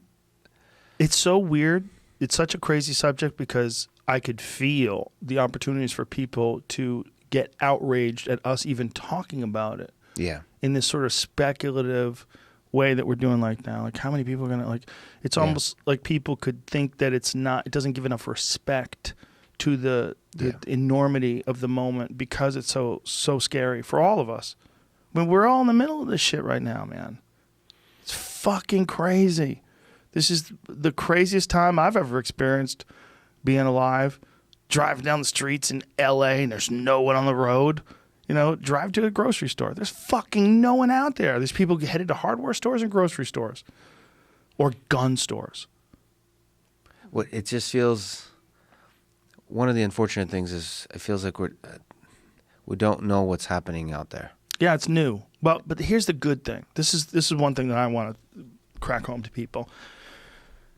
It is not good that all these people are out of work, but look at how much compliance we have when we know we have to work together to save lives. Think about how many people are amazing. Yes. It's not like all these bars are like, fuck you, we're open. It's not like people are just flooding the streets. I mean, you had a bunch of young people that are having spring break that got in trouble and people were mad at them, but you got to realize these are 18-year-old people. They don't even have their fucking brains aren't even formed. Their brains are mush. You can't fault them. You would be doing the exact same thing. We would all be doing the exact same thing. Those are children. But for the adults, it's kind of incredible. They shut everything down. They really did. It's shut down. Everybody shut down. You do a few things. You go home, and everybody settles. There's not this mass traveling and constant interaction with people, this swarm of interactions that could lead to the spread of a virus. Instead, there's pretty fucking incredible levels of compliance. If you look at the United States overall, you look at this human race that's stuck on this continent together, overall, there is a stunning level of compliance that I think is beautiful. I think it's beautiful. I think it's people realizing, okay, it's time to realize that some shit has actually happened and we got to band together and we got to figure this out. And you got the usual suspects, conspiracy theories and 5G and fucking, they just pulled the David Icke interview. David Icke did a interview with London Real. Yeah. I don't know what he said. I didn't watch it. I watched a small clip of it. Somebody put up. I wanted to see what kind of wackiness he was saying. He's a guy that thinks that all the elites are lizard people. Do you know that? No. I never fully investigated that. He's a conspiracy guy, like a heavy duty. But he used to. I don't know if he goes into the lizard people shit anymore. But he used to think that they were like literally like transformers, like they would transform into lizard people behind closed doors. Well, YouTube took his video down, which I found very interesting. Apparently, the London Real conversation. Yes, they deleted it. Yeah, YouTube pulled it. So the question is like, when it comes to these kind of like, there's so many wacky theories that are online, right? About everything. It's craziness, right? About virtually everything. At what point in time do these media companies have a responsibility to pull that stuff down? And how do they decide? How do they know who's right and who's wrong? I'm not saying he's right. I don't even know what he said. But how do they make the distinction that what he's saying is incorrect? And there's so much incorrect shit that's online. Are you going to pull all that too? Like, is it just because it's COVID-19? It's because it's global pandemic and we need to make sure that the right information gets out there? Yeah. So having talked to YouTube engineers and execs, they kind of have, there's policies. There's these quote-unquote policies, right? So you want to remain science-based, fact-based. You want to avoid conspiracy theories and so on, which to me always feels the policy. I mean, okay, a lot of people agree with that policy. Even conspiracy theorists agree with it in the sense that let's remove lies and keep only the truth on our platform. Yeah. But the point is, how open-minded are you to what the truth is? Right. But let's get to something that's like a universally accepted story. Well, not universally accepted, but universally recognized story. The Kennedy assassination. Universally understood. Is it universally? No, I mean, what I mean is it's a story that everybody knows. Right. And the story is questioned, almost universal. Okay, here's a better one. Epstein's killer. That's one. Nobody thinks that guy hung himself. No one. How about that guy? So if you have various theories or various stories that people come out and talk about with that one. Yeah, and I just actually yesterday listened to Eric Weinstein's solo podcast on Jeffrey Epstein. Yeah. I don't know if you've caught it. He talks about his kind of conspiracy view of it. I wish I was there when he met him. That would have been fascinating to see because Eric is too smart. He's almost like too smart. He's one of those guys you talk to him like, oh, you poor bastard. You're burdened. You're burdened trying to make sense of the world around apes, you know. And all the trauma like we were talking about, he's still also the 20-year-old kid. Mm-hmm. So he's seeing, he had a few run-ins with authority, which makes him suspicious of authority. And I think that our life experience defines that. So you can see Epstein in a lot of different ways depending on how you've experienced. Yeah, for sure. Life. I mean, but if you were there, I mean, I could tell you. Very nice. I could CBD Killcliff on your lyrics here. I like it. I know actually quite a lot of people that have met Epstein. Do you really? Yeah, because you're in the scientific community, right? Yeah, and especially at MIT. He was a big donor. He tainted a lot of people's reputations by knowing him in a weird way. Basically, if you took a picture with him, your reputation is tainted. Yeah. Yeah, whether you knew him or not. But I think, I do think that outside of conspiracy theories, that he was an exceptionally charming person. So he was good, you know. At charming people, charming people. Yeah. I don't mean to make it sound. Yeah, I know what you're positive saying. or negative. It is what it is. Is the devil is going to be charming. So. Right. And the other thing is he genuinely showed curiosity towards scientific ideas, even out there, big scientific ideas. Especially. What do you think that was, though? Have you ever thought about that? Do you think that it's possible that, look, I mean, if you just look at it from a perspective of the big theory, right, is that he's some sort of a intelligence operative, right? Yes. So if he's an intelligence operative, don't you think it's part of his job to try to infiltrate these scientific communities? I mean, there must have been a directive. If he really is an intelligence operative, it's not like they're like, hey, go pursue your interest. I hear you have a really big love of science. Just feel free to do that on the side. No, well, what the fuck was he doing? If he's an intelligence operative, what is he? Is the intelligence having sex with underage girls? It can't be that. Well, the idea of Eric pushes forward. By the way, I'm talking to him on the podcast I do tomorrow, which is why I'm talking about him a lot. So I've been preparing for like a 3-hour conversation with Eric Weinstein, which will kill most. Have you met him before? Yeah, I already did a podcast with him once. Great. And I've met him, and I hung out with him and you and at the comedy store. Right. Yeah, That's right. But it's always an overwhelmingly intense experience intellectually. So, and in a podcast form, you have to call people out on their bullshit, which is very hard to do with Eric Weinstein. Yeah, that theory, boy, I checked out 10 minutes into that theory. Oh, the geometric community. And I tried to go back to it and listen to it again. I'm like, while he was talking, I'm like, okay, I'm so far behind here of what I'm just going to like try to keep up, but recognize that I'm not going to, and then go back and then listen to it again. Well, he hates putting stuff into words simply. Yeah. He's like allergic to saying simple stuff because it's not beautiful and witty. So he always like drenches everything in humor and wit and this like beautiful language. Which he talks to the initiated. He when he's describing complex things, he describes them to people that understand complex things. No, but it's also, I mean, this is the criticism I have. This is what I'm going to nail tomorrow and always tell him, is he almost he hates explaining the basics of something. He just skips ahead, right? Even for the initiated, it's nice to go to the basics to explain like what are the ground we're standing on. Right. He skips right into the depth of things, which is beautiful, but sometimes requires you to listen. Again, he's too smart. He's hanging out with apes like me. But he on Epstein, on Epstein, he thinks that his arm. It's possible that Epstein is. Sorry, what was the term used of the intelligence community? Is it operative? Operative of the intelligence community. But the pedophile thing is a mess up on the part of the intelligence.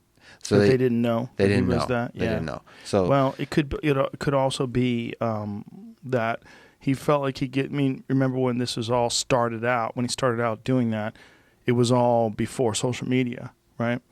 So he probably thought that he had this incredible amount of power because of the fact that he was connected by the intelligence community. If he was, he probably thought he could get away with it. Makes you wonder of all the horrible things that happened in this world before social media, before the spread of information was possible. Craziness, just sheer craziness, you know. But and it's like, look, how about the Catholic Church? Yeah, I mean, they just still might be going on, right? It's 100% going on. It's not like they're, hey guys, the fucking heat's too hot. Let's stop fucking kids. No, they're still getting away with it somehow or another. You know, the Vatican is still its own country. You know that, right? It's like it's sort of recognized as a country. They have their own laws. They don't extradite people. So there's a bunch of sex criminals that live in the Vatican.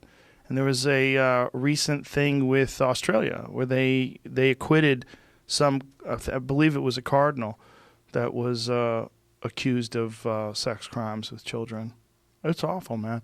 The idea that one church is so connected to that. Like, there's not another church you go, oh, kid fuckers. Catholic Church, kid fuckers. They're like that. They go hand in hand. There's nothing like that with, like, Mormons. There's nothing like that with Presbyterians. But the Catholic Church is, like, inexorably connected to child molesters. That is fucking crazy. And that we all know that they have shielded these people and moved these people around. There's been horrendous documentaries that if you watch them, your jaw drops. You can't believe. Did you ever hear No Evil? You ever watch that documentary? That's not the one where the Boston Globe. I don't know. The one that won the Oscar. I don't know if that was a documentary. Sorry, yeah. It was a documentary. Yeah. No, it was all about this. Well, there's a bunch of them. I mean, I don't even want to get into depth about it because I get disgusted. But there's quite a few documentaries about sex crimes in the Catholic Church, and one of the more horrendous crimes involved that guy Ratzinger that they had to kick out as a pope. You know, that guy was personally responsible for moving a priest who was molesting kids, moved him to a new place where he molested 100 deaf kids. Yeah. Just imagine that you could be, that person can exist inside the structure of the Catholic religion or the Catholic Church. And that doesn't mean they're all like that. I mean, I'm sure there's a large amount of beautiful people that are involved in the Catholic Church. You know, there's probably a large amount of people that really only want to do the work of God and become a better person, and that's why they're in it. But you also can't deny that this is a thing that exists. And even in 2020, this is still an issue. It's crazy, man. And one of those issues, just like influenza, that we've accepted as a thing that... Yes. Because it's not new. Yes. What is that? That's so weird. That's so true. What you just said, you just nailed it. Yeah, it's just... And there's all kinds of other types of suffering that's just in the background. Malaria. Yeah. Yep. All the problems that only Bill Gates worries about. Well, everybody apparently, people that were at his, were you at his 2015 speech when he was talking about it? No. Have you listened to that speech? No, I have not. He's like spot on predicting everything. Really? Yeah, I mean, and he's still right. Forget coronavirus. I mean, basically, the thing in this century that's likely to kill 500 million people is natural pandemics. Yeah. I mean, this is what we're going through now is nothing. So, if, like World War II, for example, like the stories of just thinking, like learning more about my grandfather, what was going through Russia and Europe. We take for granted now that we can go to the grocery store. We still have food. We're kind of talking about it, but like imagine there's no food. That's it. No food. That's it. Yeah. That you're starving. So millions of people are going to die from starving. And imagine what you're going to do for your family if there's no food. Especially, so World War II had the nice property that there was an enemy. But with the coronavirus, the enemy is other people. Yeah. Yeah. And that, when things get really bad, not coronavirus, I shouldn't say that because that's not going to get bad. But a natural pandemic, it can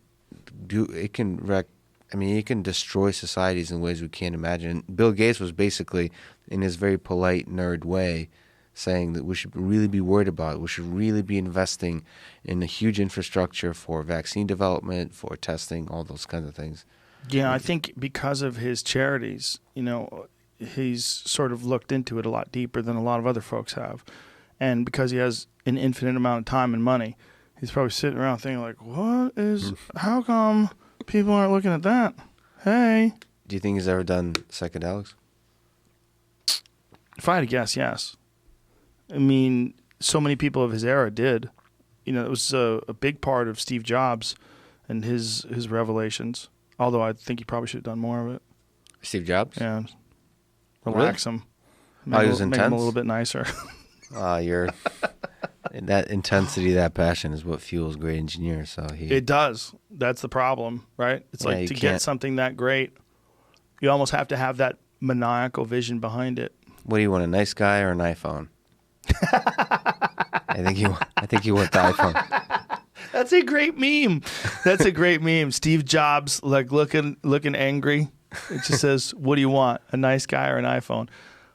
Bill Gates once coyly defended LSD use by saying, "I never missed a day of work." Oh, there you go. Yeah, of course he did it. They all tried it back then. Why wouldn't they? Yeah, I think he got in a little beef with Elon. About I think he said that he said something bad about Tesla not being... No. He was actually defending, he was talking good about Taycans. Yeah. About Porsche Taycans, and Elon said he was very unimpressed with him. But, because you reminded me with memes, somebody replied with a meme of, not a meme, a real video of Bill Gates jumping over a chair. And they said, I don't know, I find him impressive. And Elon said, "Yeah, that's pretty impressive." I love when tech CEOs of major companies can be silly like that. Well, Elon's very silly. I love it. He responds to people on Twitter. He gets silly. He's having fun. He's having a good time. This is Bill Gates jumping over a chair. That's a pretty good jump for a nerd. Not bad. What do you mean for a nerd? I hate that word, by the way. I love nerd. Yeah. It's a good word. No, but you don't use it. You don't mean... I don't mean it in a positive way? Yeah. Yes, I do. No, okay, let me... I do often. You do often. Yeah. I mean a guy who is wearing glasses with a fucking sweater with a collared shirt underneath it. He looks like a nerd. So you use it positively in that, I mean, a silly kind of way, but you don't think of a nerd as somebody, as an ideal of a man. Or an idea like there's nothing wrong with nerds. No, I disagree. Well, my perspective is never like that. Look, I'm a nerd about a lot of things. I mean, see now you're saying that, but I'm a nerd about for sure. No, I totally. I guess what I'm speaking to, and that's relevant for our time, is that science is not admired in ways, because I've seen the alternative, especially in the Soviet Union. The way people admire scientists is the way they admire great athletes, great creators of all kinds. And nerd sometimes diminishes that in ways that it seems like a peculiar quirk of a human being. It's just like it connects it to, like, you know, going to Comic-Con conventions kind of nerd versus that's a dork. The dork. Yeah. So You're when you a Comic-Con dork. I think we've gone over this recently. Dork is rarely positive. Dork is good if it's self-deprecating. Call yourself a dork. God, I'm such a fucking dork. But it's very rare that dork is positive, whereas nerd is often positive. Nerd is like, yeah, he's a science nerd. Heavy science nerd. Like, that's just a fun way of saying someone's really smart about a certain thing. But I know what you're saying. Yeah. But I don't think the way around that is to eliminate words or even stop using certain words. I think the way around that is just to appreciate people that are really great at science. Yeah. That's the way around that. It's not, the words don't really matter. It's perceptions that matter. And I don't think necessarily that science has a bad perception. It just doesn't have a glamorous enough perception. How many people can name Oscar winners that are just really good at lying? They're just really good pretenders. And we can name them, but how many people can name Nobel Prize winners in science? There's very few, right? Exactly. And I guess the thing I was also speaking to, and definitely keep using the word, it doesn't... Oh, I'm gonna. Preventing words is... I don't let nerds tell me what to do. See, there you go. No, the thing... So that's actually the point I was trying to make. It wasn't nerd is synonymous with weak. That I always hated as a person who loves fighting. Like, I like I like the fact that people are complimenting sort of the pursuit of your scientific curiosity. That is great, but I just never liked. It's the thing I've experienced in this country is nerd as an image is seen as weakness, as a kid that gets picked on, and it always annoyed me because. To me, intelligence, and nerds annoyed me. Nerds annoy me because they like lean into it. Like most people I know are kind of like don't work out much. Yeah. Or nerds, and they kind of lean into that idea. Do you think they lean into that because they were bullied by people who work out a lot, so they think of those people who work out as like, I don't want to get into their thing. Those people suck. They were always mean to me. Yeah, something like that. And you kind of create a narrative where, like, jiu-jitsu or fighting is like a brute thing, just like you talked about with Greek statues having small penises. Mm-hmm. You say, oh, those barbarians with their big penises. Yeah, that's what he was telling me. That's what the professor who was giving us the tour was telling me. But I think you can be a noble person and have a big penis. Whoa, you trying to? Is that a humble brag? It's not a humble brag. It was an analogy to let people know. It's all right. No, I agree with you, man. Know. I mean, but that's My what mom people listens to this. So. That's what people don't want, right? You don't want a guy with a bigger dick than you that's smart. That's like the same thing. You don't want a guy who's or a woman or a guy. You don't want a woman who's hot and smart. You know, like that was like when people think of really beautiful women, they automatically assume that woman's dumb, and oftentimes that is not the case. Sometimes people just have awesome bone structure, and if they, stimulated themselves in mentally, if they pursued things, if they had an interest in certain scientific or esoteric ideas, and you underestimated them, you'd feel really humiliated if a super smart but super hot girl put you in your place and let you know, not only am I hot, but I'm fucking smarter than you, stupid. Like that. Men don't ever want to think that. They almost always love to assume that someone who is pretty is dumb. Yeah, I love it. I love seeing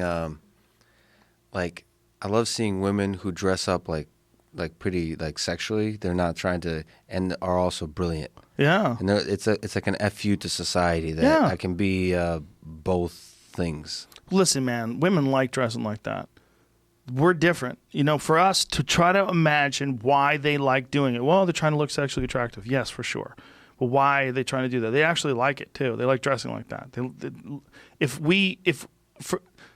I often wonder, like if Uh-oh. if women were into us dressing like women, like how many people would do it? If that became a new thing, like girls really want to fuck guys who wear skirts.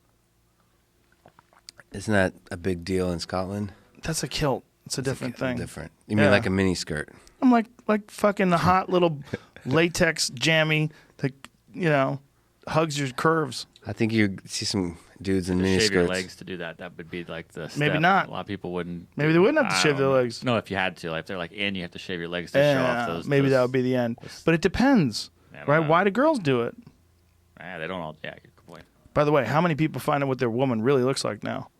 They can't do their eyelashes. They can't do their eyebrows. They can't do their hair. They can't do their nails.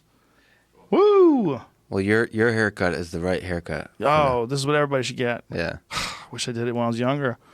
It's liberating. Yes. From the moments I did it, I was like, of course. Yeah. God damn it. Especially for someone that's losing their hair. Like, please, just shave your fucking head and just accept it. Even if you got a weird shaped head, that's you. Okay? Accept it. Yeah, you're not going to do any better with some weird hair hanging off the back of it. I'm growing it out. You should. Yeah. You got a beautiful head of hair. Look at it. It's so thick. It's like a brush. Yeah. You could use your hair to brush other people's hair. Thanks for the idea. But it's the fact that the barbers are all closed. I mean, all of these little aspects of society just kind of Yep. it's kicking in. Mm-hmm. It's kicking in. It's like I'm hoping things restart and normalize. I'm hoping the economists can figure out some sort of a stimulus package to get things rolling again. I hope we have the resources. I'm hopeful. And I'm also hopeful that the positive aspects of it will stick. This is my perspective. the keto diet's pretty good for this. Is it? I've been enjoying it. Why is that? Well, I don't know. I feel like I can not eat for long periods of time. Oh, yeah. Like fasting, I guess. Yeah. And but it does. I mean, I like it. You're not so. You lack the discipline to stay on keto. I just saw your Instagram post today. Well, I was very rarely keto. I did carnivore, though. That was my favorite diet. Yeah, that's why I'm still doing carnivore, just eating burger I just patties. decided while this is all going on, we might have an issue with food, I'm not going to be picky. I'm just going to eat. For sure. That's just my perspective during this thing. Once everything normalizes, if and when that happens, I'm going to go back to carnivore, I think. But like right now, I'm just going to eat. I'm not going to worry about that. Just going to be thankful that I have food. Yeah, carnivore is amazing. It's great for. I've been running longer and longer distances. I did. David Goggins. I did. Yeah, I wanted to talk to you about that. Tell everybody what you did because it's crazy. You ran 4 miles every day, or every hour. Every 4 hours. Every 4 hours. Yeah, it's not that crazy. It's crazy for me. I'm not a runner, so it's 48 miles over a period of 48 hours for 2 days. The mileage is not that crazy because I was doing like a 9 or 10 minute mile, so it's not. I'm just running old lady pace. It's a lot of time. The time is in the mind. The thing that really pushed me to I decided to do after each time to record myself saying something that I'm grateful for, which is a stupid fucking idea. Why? No, it's a beautiful idea, but the recording part, because I hated life and I hated everything, like halfway through. So I had to be positive when I'm recording myself. So you could only sleep for a couple hours at a time. A couple hours at a time. Were you tired all the time? Like, how did that work? I wasn't tired. I was like high. I was like unsure what's happening. I was delirious because your body is exhausted in a way that's like after a good workout. Mm-hmm. But it continues going farther and farther into that direction. A runner's high, right? It was it's a high, but there's an exhaustion too, and it was I was carnivore. I was hungry, but also overeating. Like for some reason, really wanted a full oven roasted chicken. So on one of the runs, I ran by the grocery store, picked up a oven roasted chicken, and just ate the whole thing. And then just the whole experience just is a mind. But don't you think you're burning off an insane amount of calories running 4 miles every 4 hours? 4 miles every 4 hours. It's not that insane. I would say it's probably, the whole thing is probably, I don't know, 10,000 calories. So over 2 days. It's not too crazy. Yeah, but you're basically running a marathon a day. Yeah. That's crazy. For 2 days. Yeah, that's crazy, dude. Yeah, it was. Why are you trying to downplay it? No, it was great. I mean, the whole thing was crazy. But Don't you think, Jamie? I'm not wrong here, right? It's in the middle, but I understand what he's saying though. Also, because you get a little break. 4 miles isn't the longest run. That's like a 5K. You can get it done in less than an hour. It's 45 minutes. That's even long if you're going at his pace. Is that what you're doing? About 45 minutes? 45, yeah. Yeah. Sometimes I would stop. Like, it's cool. You get pretty far through an audiobook, but the sleep thing was crazy. I think the only reason I did it, which is a good lesson, is I saw Goggins post this on Instagram, and I announced on social media that I'm going to do it, which is the only reason I did it. I mean, it's a good thing to. It's nice. It's nice to just announce that you can do it, because then you feel like you're accountable. Yeah. So, I mean, I thought maybe I could just delete the tweet, just to walk back. That was great about our Sober October challenges. You have to do it. The first one was so easy. The yoga one was just 15 hot yogas in a month. It's a yoga every other day. Not that big a deal, but it seemed like it. Yeah. It's hanging over your head. But that's nothing compared to what you did. Well, the nice thing also, David Goggins on his Instagram went live every 4 hours. So every 4 hours beforehand, I'm just like sitting here watching this crazy shirtless man like screaming at me. Stay hard! Yes. Of course, he was making it seem like it's going to be easy. And let me kind of walk it back. Like, the gratitude thing was, the filming was hard, but it was actually a really cool experience. So before the run, I wrote down 12 things I'm really grateful for, like family, family, friends, my childhood, and as I ran, I thought about it, like what I'm gonna say, and that thinking, it's weird. It was all for doing like recording myself, right? But the result was like pretty profound for myself as an experience. It's kind of similar with podcasts. Like, you and I wouldn't have this conversation without microphones. Right. Especially wouldn't have it this long, sitting across from each other. Yeah. But recording yourself was like, I really have to now think that I'm thankful for my family, and really put that into mind. That was big. And also just, by the way, if people are thinking about that 40, because I had so many people message me about the challenge. If you're thinking of doing it, please don't. Do it, bitch. Don't listen to him. I think just running 48 miles is a better challenge, because this was torture. So if people are thinking of doing it, realize that you're not doing a test of run. It's not a running test. It's not a marathon test. It's a test of. It's a mental test of how much you want to do something really stupid. I guess it's a marathon test, but you have so much more time to think about how stupid the thing you're doing is, that makes it a really big mental challenge. Would you, if you had the option halfway into it, to just finish the run, just keep going until it's over? 100%, yeah. Really? I would just do it. So you think that it might have been more torture to do it with those breaks and the rest and the food and relaxing for a little bit? Yeah. The because torture, it hangs over your head. It hangs over your head. The fact that you have to wake up in 3 hours. And so I never slept in my bed. I just laid face down on the carpeted floor. Did you substitute any of those runs for jiu-jitsu? I substituted one of them for jiu-jitsu, but at the end I ran 8 miles because I thought it was like a cop out. Yeah, cop out. Yeah. But I did jiu-jitsu. Jiu-jitsu I did. Shout out to Broadway Jiu-Jitsu. They're all closed now. Yeah, jiu-jitsu gym's gonna be a while before they open up again, right? Yeah, and I hope they don't close. I know, man. It's just so many people are going to be freaked out by germs. Yeah, but so it feels weird to talk about. But I felt really, really good. When did you do this? Pretty close to this whole outbreak. Maybe a month ago, a month and a half ago. Yeah, it was like February then? Yeah, February. End of February-ish? Yeah. And I actually gave a big talk to a large audience in Philadelphia, on March 8th or something like that. I was in Vegas for the UFC that weekend. That was the last weekend I traveled. So I guess it was March 7th. That might be the last time. Isn't that weird? What was the last time you did a stand-up? That week.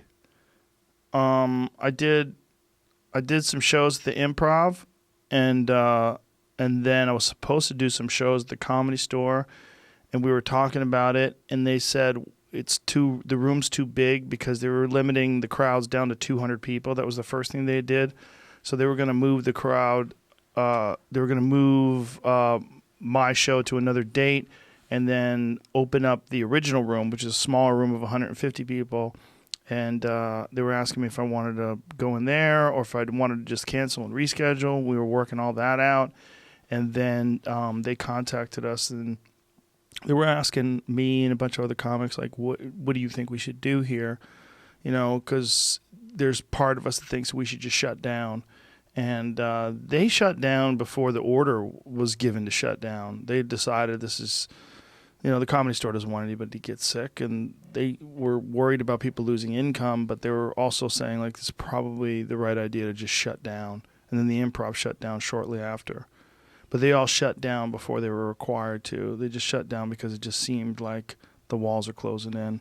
But did you realize at that time this might be the last time? No way, man. Because it might be, I don't want to say anything, but it might be a long time before you do stand-up comedy. What do you think? Another 6 months? I think it's, okay, so here's what I think, all right? No, I think it would be longer than 6 months for sure. Really? Yeah. Why do you think that? Because gatherings of large group, I'm hoping there'll be a lot of interesting innovations of what gatherings of large groups will look like. Like, I can see you doing stand-up to a small audience that's tuned in, like people remotely tune in at a larger scale. What? Like something like that. Online? You can't do it. No, not online only, because you have to have You can't do online, period. Because people record it. Record it. Yeah, so you're I forgot working that part, on your yeah. new stuff. So you're always Stand-up comedy is people like... are assholes. No, they're not. They're very good, which is one of the reasons why most sets don't get leaked.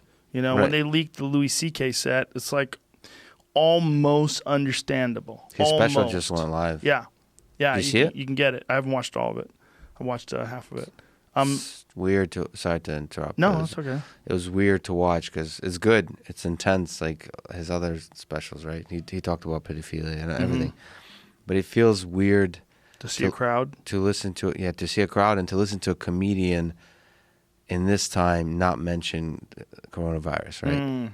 So like, it made me realize that I have a hunger, as probably a lot of people, to hear like a comedian talk about. Like, we want to see stand-up comedy about the virus. Mm-hmm.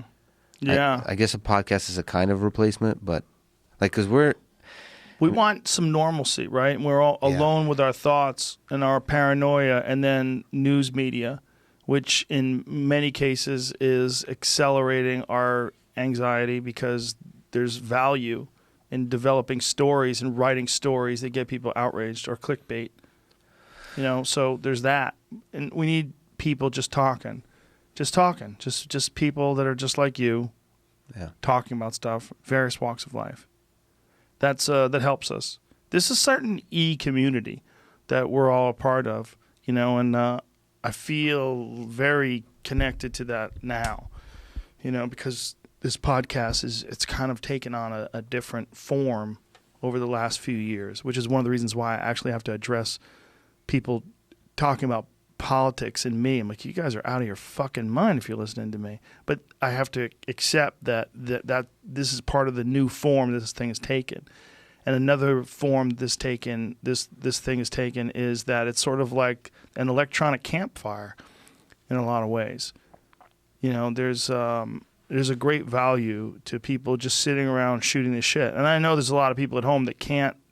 You're not chiming in. You wish you would. You probably have some things to say. It's one of the reasons why comments get so aggressive sometimes, because people are listening. They have something to say and they can't. You just keep talking, and they're like, "Fuck," and they're like, "But maybe you should fucking listen to your guest, or maybe you should, maybe you should." It's really they have a thing in them that they want to express too. Like you're talking, they have some interesting shit to say too, and a lot of them do. Yeah. By the way, on that point, I know you don't check comments, but I'm actually, I kind of enjoy checking, especially yours. Like, I'm a fan. I'm a fan of yours. I like being a fan of cool people. And I'll just go on your Instagram and just comment. And there'll be some there's always some percentage of people who are so shitty. But most of them, that's where I disagree with you. I think most of them are really cool. I think so too. No, I think so too. But also there's this, I think most people, not most, but there's a big percentage of the population who just enjoy being shitty, but they also enjoy being nice. Sometimes, yeah, because they're not being shitty for real. They're just shit posting. Yeah, so as long as you're able to inspire them to be nice, or at least more, because shit posting done well has a humor behind it, and actually a love and respect behind it that's kind of obvious. Yes. Yeah. Look, one person has to take the hit, whether it's you or me or whoever it is that they're shitting on. If they're saying something funny and one person takes the hit, but 1,000 people reading those comments go, bah, that's so true. Hey, man, I get it. I'm not trying to stop anybody from commenting. You know, there was a time where the comments were blocked off because the streaming didn't allow comments because we didn't have a chat in the streaming.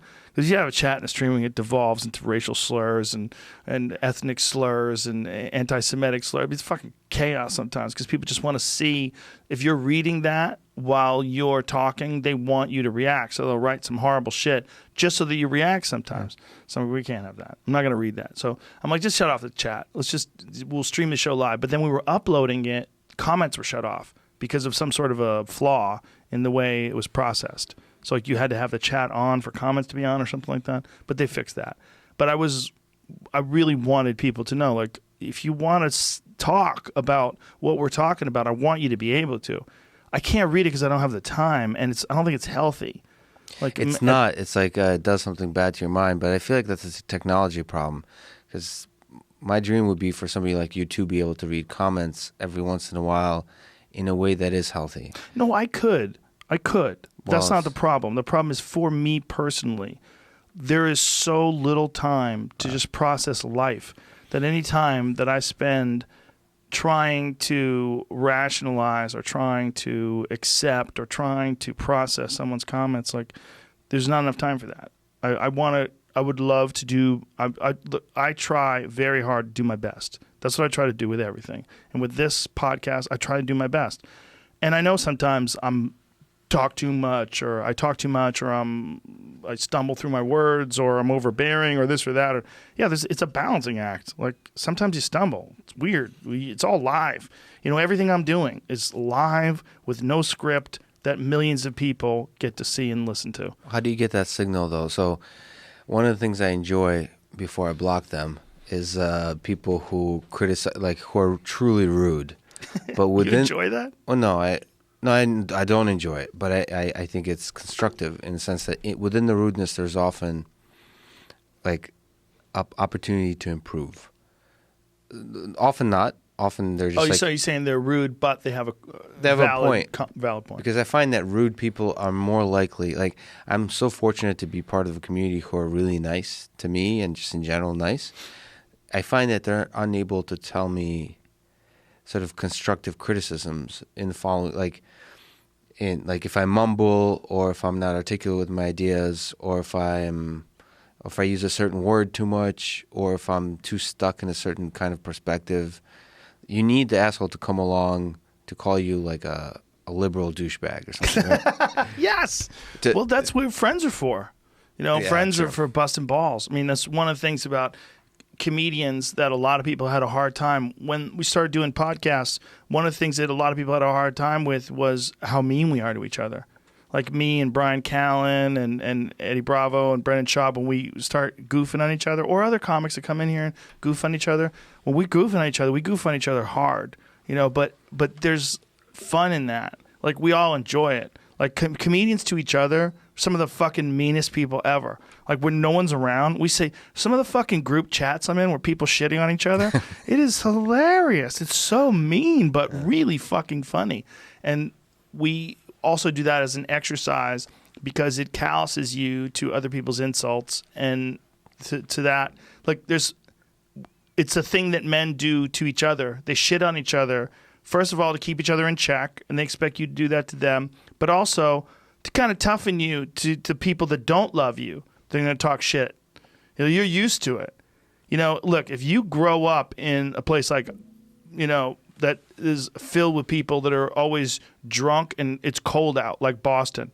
People talk a lot of shit. They talk a lot of shit to each other. That's one of the reasons why so many great comics came out of Boston.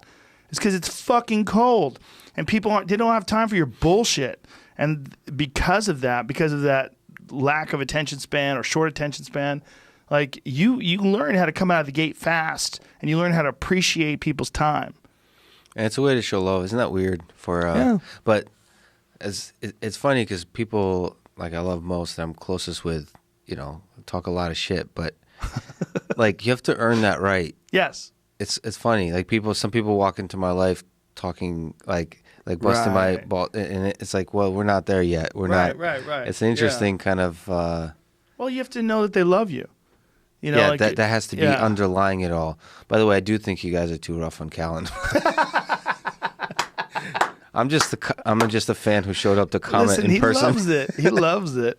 He gets such a kick out of it. He brings it on himself. But by the way, he has the thickest skin of any fucking human I've ever met in my life. Never.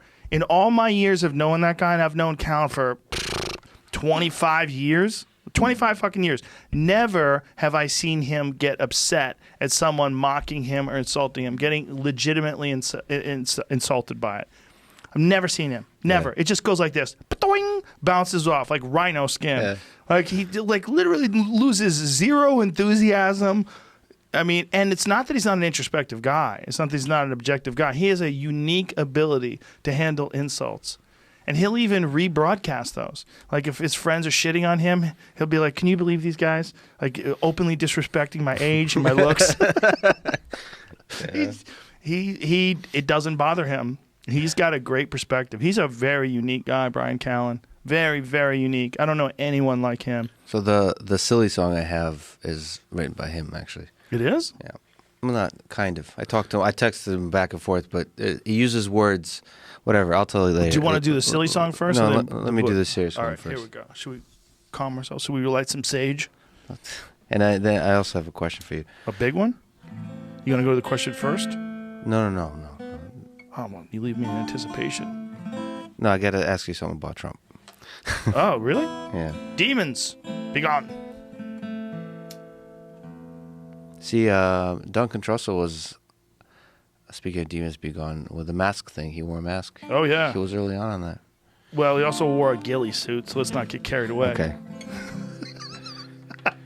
So my voice is terrible, so this is more like a poem. Don't get in your own head, man. Let it go.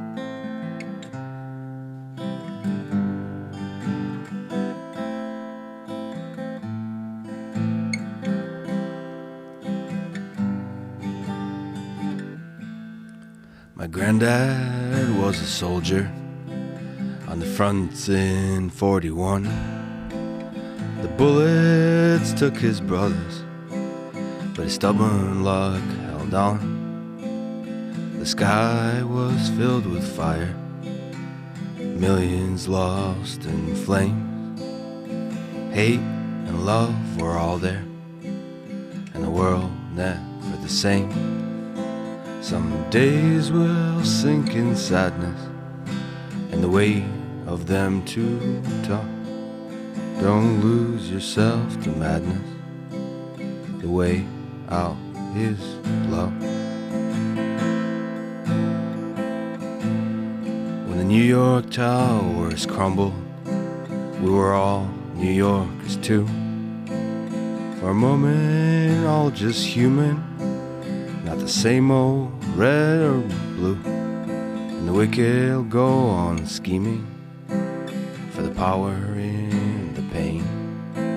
But the heart that longs for freedom is a fire they'll never tame. Some days will sink in sadness, the weight of them too tough. Don't lose yourself to madness. The way out is love.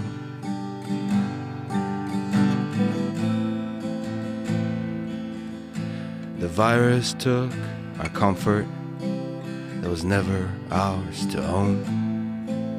When the enemies inside us were together but alone, This life is so damn fragile, a leaf caught by the wind. But every breath that's tragic ignites a hope within. Some days will sink in sadness, the weight of them too tough. Don't lose yourself to madness, the way out is love. Lex Fridman, ladies and gentlemen. When's the album coming out? No album ever. What made you decide to want to come in front of millions of people and sing a song? I don't know. You just had a thought I in just your had head? thought. I'm thinking about Mix it up? Mix it up. A challenge like that, 4 challenge. miles every Well, it's okay. I'll tell you 4 what. hours? It's kind of a challenge. It scares the shit out of me. It's the scariest thing ever. But I also wanted to be because I kept thinking about last time I came on, I really wanted to play Hendrix, and I actually had my guitar, and I chickened out. So I thought, okay, because it's actually technically really difficult to play in front of a lot of, because you're not gonna let me try a few times, right? Right. I have to do it without any mistakes. And what happens if you try to play Hendrix? Hendrix on acoustic guitar is really tough to play because it doesn't have it's easier to play Voodoo Child with distortion because you can mess up, and it's also a nice blues scale, so you can let it ring. You can just jam out. You can go Gary Clark Jr. mode. Mm-hmm. But with acoustic, every mess up has it's silence after. So acoustic doesn't ring for a long time when you play individual notes. It dies quickly. So you can hear mess ups really easily. So I knew if I mess up, it's going to just sound bad, and I knew I would freak out and so on. So I thought to do something where I just strum chords where I can't screw it up at all. So, and then the virus thing just made me think. I was talking to my dad a lot about my grandfather, and just it made it so real to me because I studied World War II a lot, especially the Holocaust and all that. But the fact that just learning about my grandfather just made it so real to me. It kind of connected everything together. Plus, there's a book I recommend people read is by Albert Camus called The Plague that he wrote right after World War II. I don't know if you know who he is. He's an existentialist philosopher. Existentialists believe that you have to live life is absurd, life is suffering, and there's no meaning to it all. You just have to live the moment and take each moment as it comes and live it to the fullest, kind of idea. So he described this town that got overtaken by the plague in the book The Plague, and that kind of similar to bubonic plague, basically similar characteristics, and writes about how everybody reacts in different ways. The main character is a doctor who basically sees the absurdity of the suffering around him, that there's no meaning to it all. That's the thing about the virus. With the Nazis and with wars, there's an enemy. You can kind of trace back and understand what was happening. With the virus, it just seems like it comes out of nowhere. Yeah. And it breaks the spine of the way we think of regular life. Some people try to cling on to regular life as if nothing is happening, which, by the way, it's kind of like what a lot of our society is doing right now. We haven't really felt the pain yet, and hopefully won't. But there's this kind of the calm before the storm kind of period. And then some people become more religious. They start to search for the bigger meaning of life outside of the material possessions.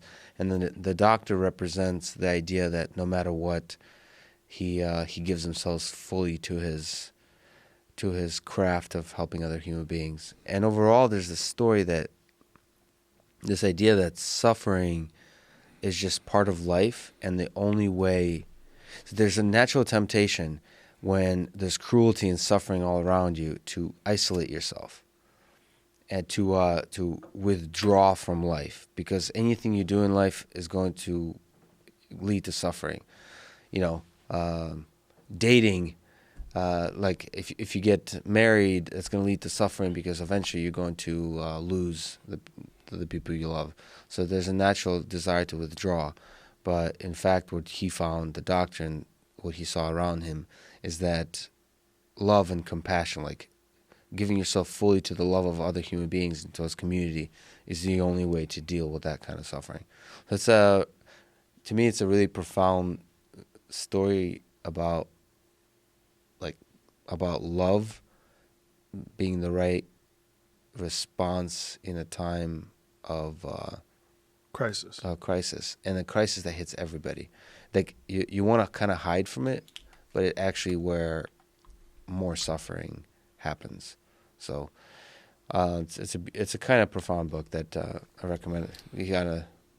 That I recommend people read. Most people have read like him in high school. There's a book called The Stranger, but that one in particular seems so connected to us. He wrote it as an allegory for World War II. So the plague in that case is the Nazis. That it just hits out of nowhere. His book was really popular. I think in 1947 he wrote it because as a kind of allegory of World War II, a way to talk about the virus that first infects the rats and then infects the weaker humans and then affects everybody. It was a connection and an allegory, an analogy to the Nazis. And so I saw the connection between now and the Nazis. Of course, the scale there with World War II was much more intense. And finally, just how like fragile this whole damn thing is. Like that, my grandfather had probably single-digit percentage chance of living. Like most people died, most soldiers died especially in those early years of 1941 when the Nazis. I think basically Stalin was using Russian soldiers and just human beings as human shields. Just threw bodies at the problem. So the fact that my grandfather survived seems crazy. Like, and I do all these things. I'm here talking to you, wearing a stupid tie. Like, all of that is connected to, like, he somehow survived. Like, all those ripple effects, me doing research, I hope to impact, like, billions of people one day. Those, like, little ripple effects, like, how fortunate I am to be part of that. I mean, it just all seemed to be connected to me. So I wrote this. Well, you have to go back before him, right? I mean, yeah. He is here because someone won a fight with a rock. Some time in history, there was probably one of his ancestors that clubbed someone to death with a rock who was breaking into his house. And not that many humans ago, as you put it. Not that many humans ago. Yeah, not that many. If you go, like, let's think. I mean, they're constantly pushing back the age of the oldest human. They recently pushed it back even further. See what that study said. The age of the oldest human, they bumped back like another 500,000 years or so. I think they're talking about Australopithecus and another ancient human all lived together at the same time. There's quite a few different styles of human that lived together at the same time. By the way, at that time, sorry to interrupt, but at that time, along with humans, lived millions of viruses. Oh yeah, of course, yeah. So they too, not to give any shout outs to viruses, but they too survived because their grandparents have clubbed somebody over the head. Well, Bill Hicks called people a virus with shoes. He was joking around, obviously. But there's truth to that. There's something to that in that what is if you stopped and think if you were a cow or a carrot or a tomato plant or avocados or chickens, or think of the things we fucking consume and think of the living things that we pull out of the ground and shove into our bodies and consume. Now think of that was something else. Think of that was, if there was a population of animals like tuna that just got wiped out by something the way we wiped them out, you would go, whoa, like, oh yeah, there's a tuna virus and it's literally killed 80% of all the tuna in the ocean. We're down to like 20% capacity in tuna. You're like, fuck, man, what happened? Yeah, it's called sushi. It's called people.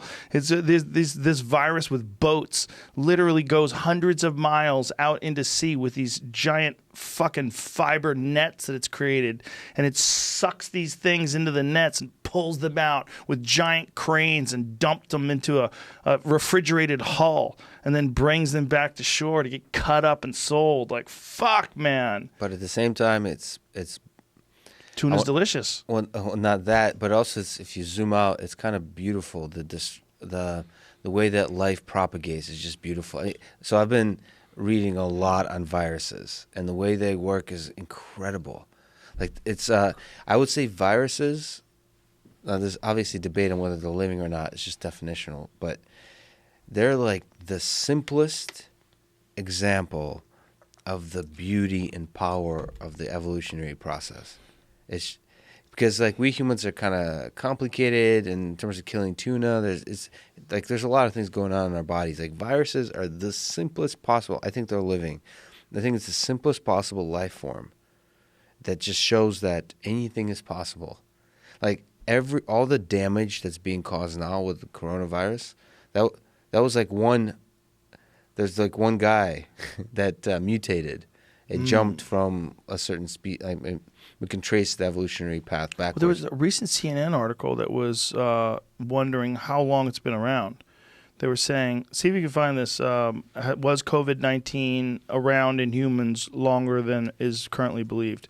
They think it might have existed for months, if not years, before it broke loose and became a pandemic. Oh, did it mutate? Because it... I don't know. I didn't read the article. So one... It's a video, not an article. Oh, it's not? Yeah. Oh. Let me see if I can... Did you say CNN? Is that what you said? CNN. Fake news. Yeah, fake You news. heard me, bitch. Yeah. Where'd you learn that? CNN? There's still just Library. It's the news, folks. It's the news. Leading scientists tell CNN that listen, CNN's trying to do their best, but they have perceptions that other people don't agree with, just like everybody else. Leading scientists tell CNN that it's possible the virus didn't just come from bats in the past months, but it may have existed in humans many months, even years before it grew into a deadly pandemic. CNN's Nick Paulton-Walsh reports. By the way, CNN is not doing a good job. I think the entire... What are they doing bad? The incentive, like they're choking out the deep investigative journalism. It's exactly what you just said there. The clickbait, like look at the title. Mm-hmm. Look at the... I think they're trying to stay alive. Well, yeah, but that's a problem. I think it is a problem, but I think in the defense of particularly online journalism, I think they're trying to stay alive. I don't think it's a good time for journalism now. From what I understand, the only thing that keeps New York Times functional is the podcast. The podcast, Their podcast is huge, and that podcast earns a lot of money. But that's not. That means they need to innovate. They need to become Does the it? podcast. Does it? Well, we need the fucking New York Times, though. The problem is they need to figure out a way to make money off of it, but we need the top of the food chain journalism, right? And that's what the Times has always represented. We need them. So when someone's done something for the Times that's not so good or flawed, yeah, okay, but it's still not. That one person, that one article, whatever it is not the Times. The Times stands for something, right? What the New York Times is supposed to stand for, what it always did when I was a kid, and it does now to a lot of people still, it's the cream of the crop. It's the very best journalism. It's the very best. It's the ones that have the deepest insight, the ones that nail it, and we'd like it free of bias. But it's run by humans. You know, this is the problem with CNN. It's the problem with any news source. But we still need news sources. But it's run by humans that need high salaries, and there's a huge amount of people involved in making that system that is a CNN. So there's several mechanisms of innovation required. First, like this podcast here, podcasts in general, require very few people to run. Mm-hmm. Now that there's an infrastructure to communicate with a lot of people. And then there's the Wikipedia model. Yeah. So like Wikipedia is thousands of contributors that create extremely strong factual information. Yeah. And that's not this is very little money required to run Wikipedia, incredibly so. So there are some journalists out there that are online, though, that are thriving because of the problems with legacy media. It's an opportunity. It represents, for guys like Tim Pool, my friend Tim Pool. YouTube. Tim Pool's a fantastic journalist. He's really objective. You might disagree with him, or you might not find his perspective to be in line with yours, but that guy he holds those journalistic ethics at the highest level. I mean, to the highest standard with him. It's everything. And when you read his take on, or see him make a take on things, he is giving you the most honest, objective take on it possible. And it's really hard to get that from a network. First of all, it's really hard to get what he does for a network because you're going to get these giant chunks where he can talk about something for as long as it takes to describe what the issue is. Whereas CNN has a segment, man. That segment is fucking 7 minutes long. You better be done by 7 minutes. We're going to commercial, and then we're coming back with Don Lemon, and he's got a sassy take on things. And then Andrew Cooper's got new glasses. Look at that, handsome bastard. And then they're all going to talk about shit, and you got to listen. And it's Trump is bad, coronavirus deadly, and holy shit, Chris Cuomo's got it. Let's go to Chris. He's in his basement.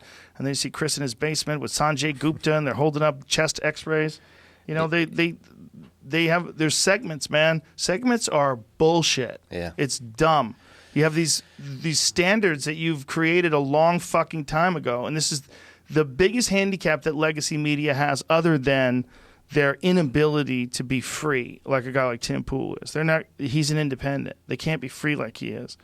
You have too many working pieces, too many producers, too many people that are telling you what direction. There's people that bring you the segments. You're a talking head. There's a lot of shit going on there, man. A lot of shit going on there. Well, but you have to innovate, and you have to make more. I actually disagree with you about Tim Pool. I mean, I think it's impossible to be perfectly objective or whatever. He's just one voice. He tries to be perfectly objective. But if I look, he tries to be as objective as he can be.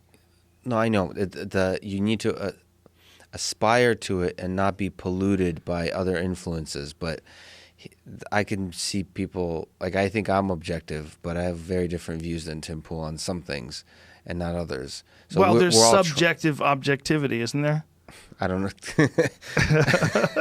Only one of us is just is it possible? Well, people can look at things like you have an idea, a subjective idea of what something means when you're looking at it objectively. So you're looking at a thing objectively. You're being honest about what it says, but you also have preconceived notions of what each individual aspect of that certain thing means and what's good and what's bad. That's where the subjective aspect of objectivity comes in. When you look at certain things that happen, there's certain ways you can look at something and not have a bias, but look at something and you have a preconceived idea of what aspects of it should or should not be tolerated. And maybe sometimes it takes someone else to come along and say, okay, well, why do you hold these beliefs? So, yeah, you're absolutely right. But the problem is that based on your skill set and your momentum in history, you might look at a very particular aspect objectively and not see the bigger picture. For sure. So, like, Tim Pool has revealed and has focused on certain aspects of problems in the system. Mm-hmm. And he continues to focus on them, maybe not seeing the bigger picture. That's impossible for any one person to see the bigger picture, I think. Like, I tend to see in a lot of things the beauty of things, and I focus on the positive. And you talk about that even with viruses. And even with viruses, but is that not objective? Beauty is not an objective word, but I just mean that it kind of is what we're just saying. There's a subjective aspect to your objective view of a virus. Right, but it's choosing on which parts I focus in on, and also the other thing is choosing the ways you talk about it. So the ways you reveal that objectivity. Right. You can be positive, you can be negative, you can be very cold and fact-based, you can be very flamboyant and very kind of excited, use a lot of visuals, all those kinds of things, and all of that changes the way the message is carried, which is why we should have thousands of Tim Pools. As opposed to sort of... Well, I think they're going to spring up out of the void that's been created by this distrust in legacy media. Especially now, I don't know if you've been paying attention, but like YouTube, there's so many people, like my brother has now like put the camera on themselves, right? And say their opinions. Yeah. You know, say like he's doing like a bunch of reviews of scientific papers. Like they're all like, they started a show. Mm-hmm. Like there's so many there's thousands of shows springing up. Dude, there's 900,000 podcasts. Yeah, it's crazy. Well, it's over 1 million now, I think. It's hit 1 million. When did it hit 1 million? Probably last week. I'm for sure people starting podcasts right now. It's a crazy number. Well, especially now, right? While they're on lockdown, people are doing like the Lockdown Chronicles. I think it's a symbol of where we're going, right? Yeah. It's you're becoming. Look, when I do this thing, I'm doing this thing 4 or 5 days a week, and I'm becoming more connected with people in some weird way that no one ever thought it was ever going to happen before. Where there's people that are listening to my voice right now in their ear while they're running, right? A lot, not a small amount. If you could see the actual number of people right now with earbuds in running, listening to this podcast, you'd be like, whoa, that's kind of crazy. Stay hard if you're running. Stay hard, motherfucker. But Run faster right now. this kind of connection is a dip into the next dimension. That's Yeah. what this is. And it seemed like it wasn't. It seemed like it was just a radio show you were doing on the internet. But then somewhere along the line, it became this weird thing. And that's what it is now. Podcasts are a weird thing, especially one that reaches the numbers of people that this one reaches. And for that to be in my hands is a weird position. And I'm while it's happening, I'm like, oh, look how fucking strange this is. Huh. I didn't anticipate this. I always anticipated this being some weirdo fringe thing that very few people would connect with, which is why I never tried to censor it at all. I tried to do a vast majority of it completely high out of my mind and hang out with fun people and just talk shit and have a good time and not have a different perspective. Some people have a public voice and a private voice. And I try to have the same voice. Just be me. Just do that. That's why I tell people when they say, what's Joe like behind the scenes? That'd be awesome if you were totally different. But I just tell them it's the same guy. It's just, this That'd is be awesome. a bummer. Wouldn't it be a bummer if someone was like a super dick behind the scenes? Yeah, and that'd be a bummer. Or You like, can- you don't have to be a super dick, but just a totally different person. That'd be put it on an act. Yeah, like you put on that mini skirt, take off the tattoos. Hug those curves, baby. But the point is, what I think this is a step into the way humans are going. And this is just one step that we didn't think was a step. It's a podcast. I thought it was just like a radio show that you do on the internet, but it's not for some reason. It's more involved and more entangled and more intense. And then also it has an impact, right? I can get guys like Osterholm on to talk about stuff. We can get an understanding of these things. By the way, he was wrong about masks, but he didn't know at that time. Yeah, that was not that long ago. Isn't that interesting that they didn't know about masks and they weren't sure? He was incorrect about a few things, but it doesn't. I'm not going to point him out. It doesn't matter because he was stating the best available knowledge at the time. Well, he was also incorrect about CWD, with chronic wasting disease, not being in elk and some other ungulates. He was wrong about that. My friend Doug Duran corrected that to me. He sent a text to me about it, that he listened to a few of the aspects of that podcast, and he was like, he's incorrect about several things. He was correct in the dangers of CWD, which is chronic wasting disease, which is a disease that they are absolutely terrified is going to make the jump from animals to people.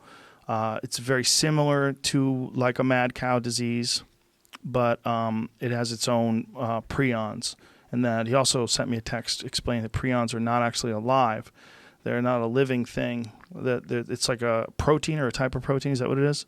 Prion? Not sure. Whatever the fuck it is, you can't kill it. It's almost impossible to kill. They can sterilize it for 3 cycles of like medical sterilization techniques, and for 3 cycles of like insane temperatures, and there's still trace elements of prions on the medical equipment. It's a crazy thing. If that gets into people, we have a real huge problem. So this is a real dress rehearsal. If you're seeing all these people that are recovering from this, there's nobody recovering from chronic wasting disease. No one. Every deer that gets it dies. They all die, and they die in a horrible way. Their body rots away, and they're walking around like a skeleton, and they're vomiting all this goo and slime that comes out of them that's infected with CWD. And then these animals come along and eat those leaves that they were eating and that they threw up on, and then they get it too. It's crazy. And the stuff even can get, apparently, into the DNA of some plants. One of the really interesting things that's amazing on a positive note is that it seems like we haven't seen a virus that's both, or any kind of thing that jumps to humans, that's both deadly and spreads easily. So like there's viruses that Like Ebola. that kills like crazy, but doesn't spread too easily. Right. And there's viruses that spread easily but don't kill. There's no, in terms of virology, in terms of biology, there's no good reason why that should be the fact. But isn't that just how the world works in general in systems? I mean, look at humans. We have a spectacular ability to control our environment. We have the ability to use materials from the outside world and construct them into weapons that lets you kill at distance. But we're made out of jelly donuts. We're like this soft bag of shit. Like even a really hard person, a knife goes right through them. You know, we're really mushy. Whereas like a water buffalo is dumb as fuck, but goddamn are they tough. You know, there's a balance to this. There is, but that's a kind of a romantic notion that I don't know if it applies.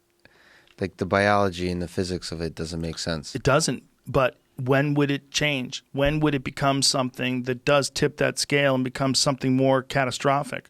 Well, if you were looking at it objectively outside the system, you would say, well, when one part of the system becomes overbearingly powerful, that's us. That's humans. I mean, look, we're that virus. well, we are on everything. We are rats on a sinking ship. We're on every little patch of land. You find spots in Antarctica, you find people taking shits, digging holes in the ground to bury it. And hopefully soon on Mars and the rest of the solar system. If you want to do that, yeah. There's the numbers that we have right now are fucking incredible. We've propagated the whole globe. Well, ants are still Biomass wise, yeah. far ahead. Yeah, far but ahead they of don't us. do shit. And viruses are really ahead of us. Yeah. Like most viruses are running the show. We're just like a little fun. Right, but in terms of the impact on the planet, I don't think you can make it. Like ants might have the same. They have the same biomass as us, right? In terms of total volume, yeah. Yeah. So there's the weight of ants is the same as the weight of all the people. That's how many ants there are, which is pretty crazy when you stop and think about it. But they don't have the same impact in terms of what their impact on other creatures, like the tuna that we're pulling out of the sea, their impact on the pollution. But viruses, on the other hand, Viruses can ruin a whole species. a whole, even, certain like microorganisms, they can just kill everything. Yeah. And Well, plagues. What is the most devastating historical plague? Black Death, And bubonic plague. How many did that 200 kill? million. 200 million, mostly in Europe.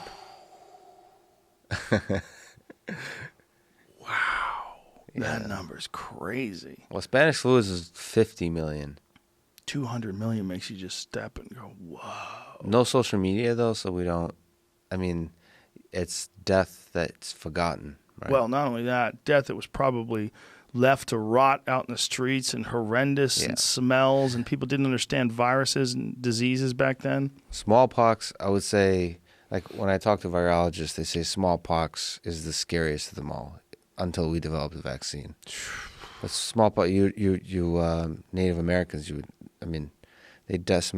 smallpox decimated probably, I don't know what the number is, but more than 50 million. Yeah, the number's supposed to be stunning. In some places, as many as 90% were killed by European diseases, smallpox and the like. 90%. That's, imagine something that just comes to America and wipes out 90% of us. And then you understand what it must have been like for the Native Americans when they encountered the European diseases that the Europeans had already developed antibodies for. Just everyone around you is dying. Imagine that, 90%. We're looking at something that's, right, what is the global death rate? It's kind of thrown off because of Italy, because Italy has a very high death rate in terms of people that get infected. Well, you often confuse death rate. So if you look at the deaths divided by the population, that number is, okay, I want to be careful saying small ever, but it's a very small percentage. No, I understand. What I'm saying, though, is overall the number of people, the percentage of people that have died from this, and then compare that to the impact that smallpox had on Native Americans. And you'd be like, whoa. Yeah. The difference between 90% of the population gets killed and the high in Italy is, what is the percentage of death? I think it's 10% of people who get it are dying. right? No, it's definitely way Italy? lower than that. In Italy, I thought it was 10%. I mean, it's possible. I haven't been too closely following, but I usually think Italy is an outlier, and it's usually really the way high. they get that number is dividing by the number of cases. Which Okay, is not. Italy, No, let's listen. Look, it's right there, man. Coronavirus cases, 135,000. Deaths, 17,000. The problem is those cases were the reported cases, so you don't know. Right. And Right. You're saying there's a lot of people that just weren't tested. And, they weren't tested. Right. But And- isn't that kind of like the Nielsen's? Like you kind of look at it, you have to just divide by, and then. No, because I don't know how the Nielsen's works, but this is not randomly sampled. So if they randomly sample the population and then look at the deaths per, that would be more statistically accurate. This is just people who are reported. So that But don't you think that a bunch of people could have died from the coronavirus and they didn't attribute them Yes. to that? Yes. So it Yes, could be exactly. higher than that. It could be higher. Yeah. Yep. Okay, that's what I'm thinking too. But That's what they're saying in America as well, by the way. yeah, They're saying there's a bunch of people that die and they don't know what to do and they don't have the tests, so But they it's don't. currently given the tests, it's much more likely that the number is lower, meaning that it's just we're not testing nearly enough. So if we randomly, so Iceland did this random The test is lower. I'm sorry, for deaths or for deaths. infections. for deaths. So For infections as well, though, right? for infections, yeah. Oh, sorry, yeah, for infections. But you need the infection number to calculate the percentage of the deaths Right. correctly. So you have to test, I don't know what the percentage is, but it's a very large percentage of the population, probably 20-30% of the population. You have to sample randomly, not people who are showing symptoms, not people who are just sample randomly. You know, To get that number accurately. there's something about every apocalyptic movie. There's something that happens where you realize that these people have accepted a new normal. You know, Yeah. whether it's Mad Max or A Quiet Place. You ever see that scary movie? Is that what it's called, Jamie? Quiet Place is a movie about aliens that come here, and you got to be real quiet around them to fuck you up. So what do you But- think is the new normal here? Well, how about social distancing? I've been watching a lot of movies because we have movie night at home every night, and just watching movies where people are hugging and shaking hands. It feels weird. It's weird, like that. That's the new normal. Like if that was in a movie or a dystopian version of the future on a Hulu show, like the Handmaid's Tales. Is that it? Handmaid's Tale? Handmaid's Tale. I had to quit that one. I was like, I'm not going to get anything good out of this. This is going to bum me out. Too much touching, you mean? No, it's just the dystopian version of the future is too depressing. It was too awful. I'm like, great show, but I'm like, You don't think oh. we'll come back to hugging and... I don't know, man.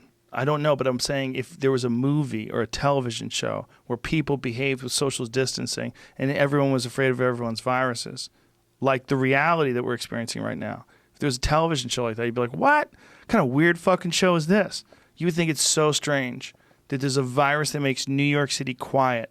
Like drive down New York City, you see a car, there's a second car, Yeah. there's a third car. It's deserted. My It's friend John surreal. Joseph sent me some videos of him riding his bike around New York, and he's like, "Look how fucking crazy this is. There's no one out here. There's no one out here." And he's turning his phone and showing all these empty streets. It's weird. It's weird to see. Real weird. Yeah, like airports, all that. So you flew here by yourself on a plane. I'm on by myself. There was no one else on the plane with Nobody you, on the plane. but they still fly. Yeah, and nobody behaved like nobody treated me special. Wow. Yeah, it was, what was surreal is that the airports are empty, but they're fully staffed because you still want to give. I think part of the stimulus package is giving money to the airlines, so you want to make sure people stay employed Yeah. and make sure the planes are still running. That's so crazy but that it they're was- flying with one guy. And you had a private flight Private flight. across the country. Did you lay back and take up all the seats and switch seats in the middle of the flight? Like, No, I just tried not to get freaked out. I watched what is it, Tiger King? No. yes. Yeah. Do you get any booze? Are they serving booze on the plane?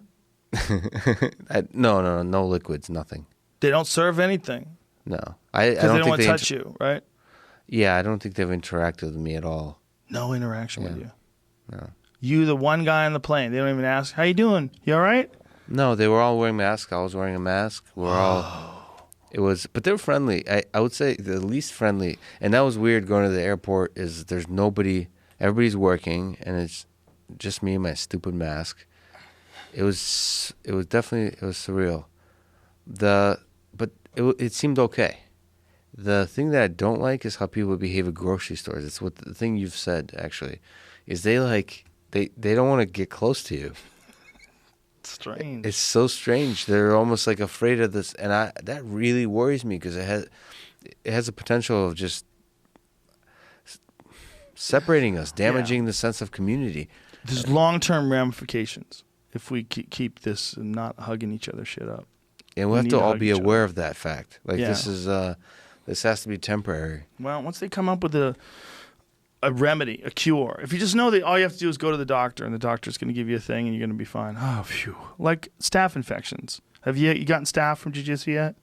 No. Well, it can fucking kill you. You have to take care of it. Staph can kill you.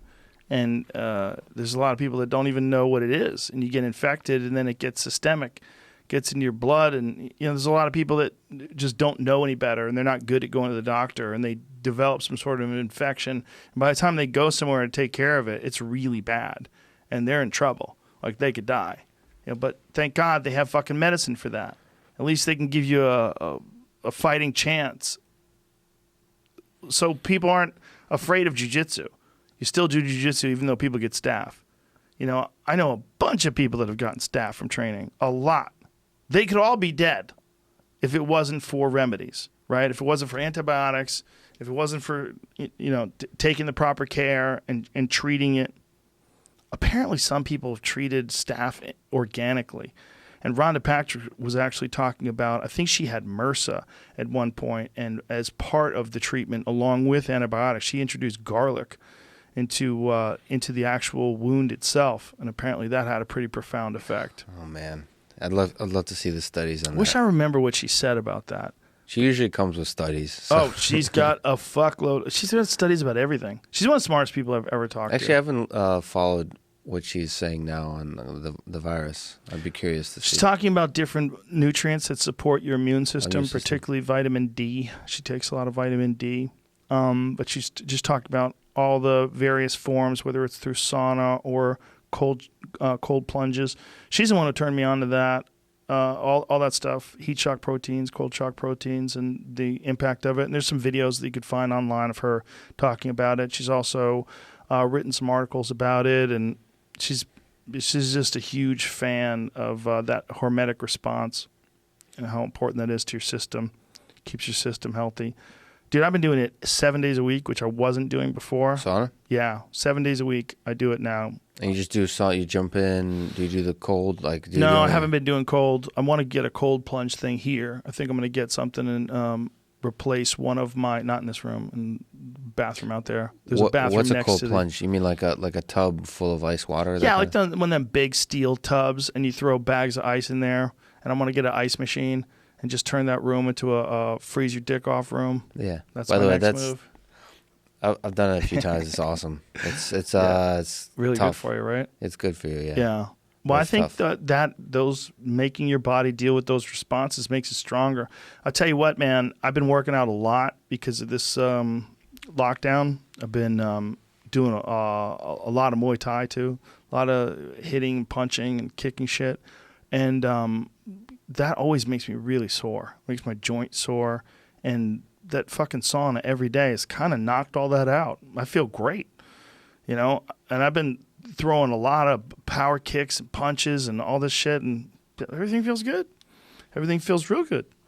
I just think that there's the giant benefit to doing that on a regular basis. Like you can buy one and put it in your backyard. If you have that kind of scratch, I say do it.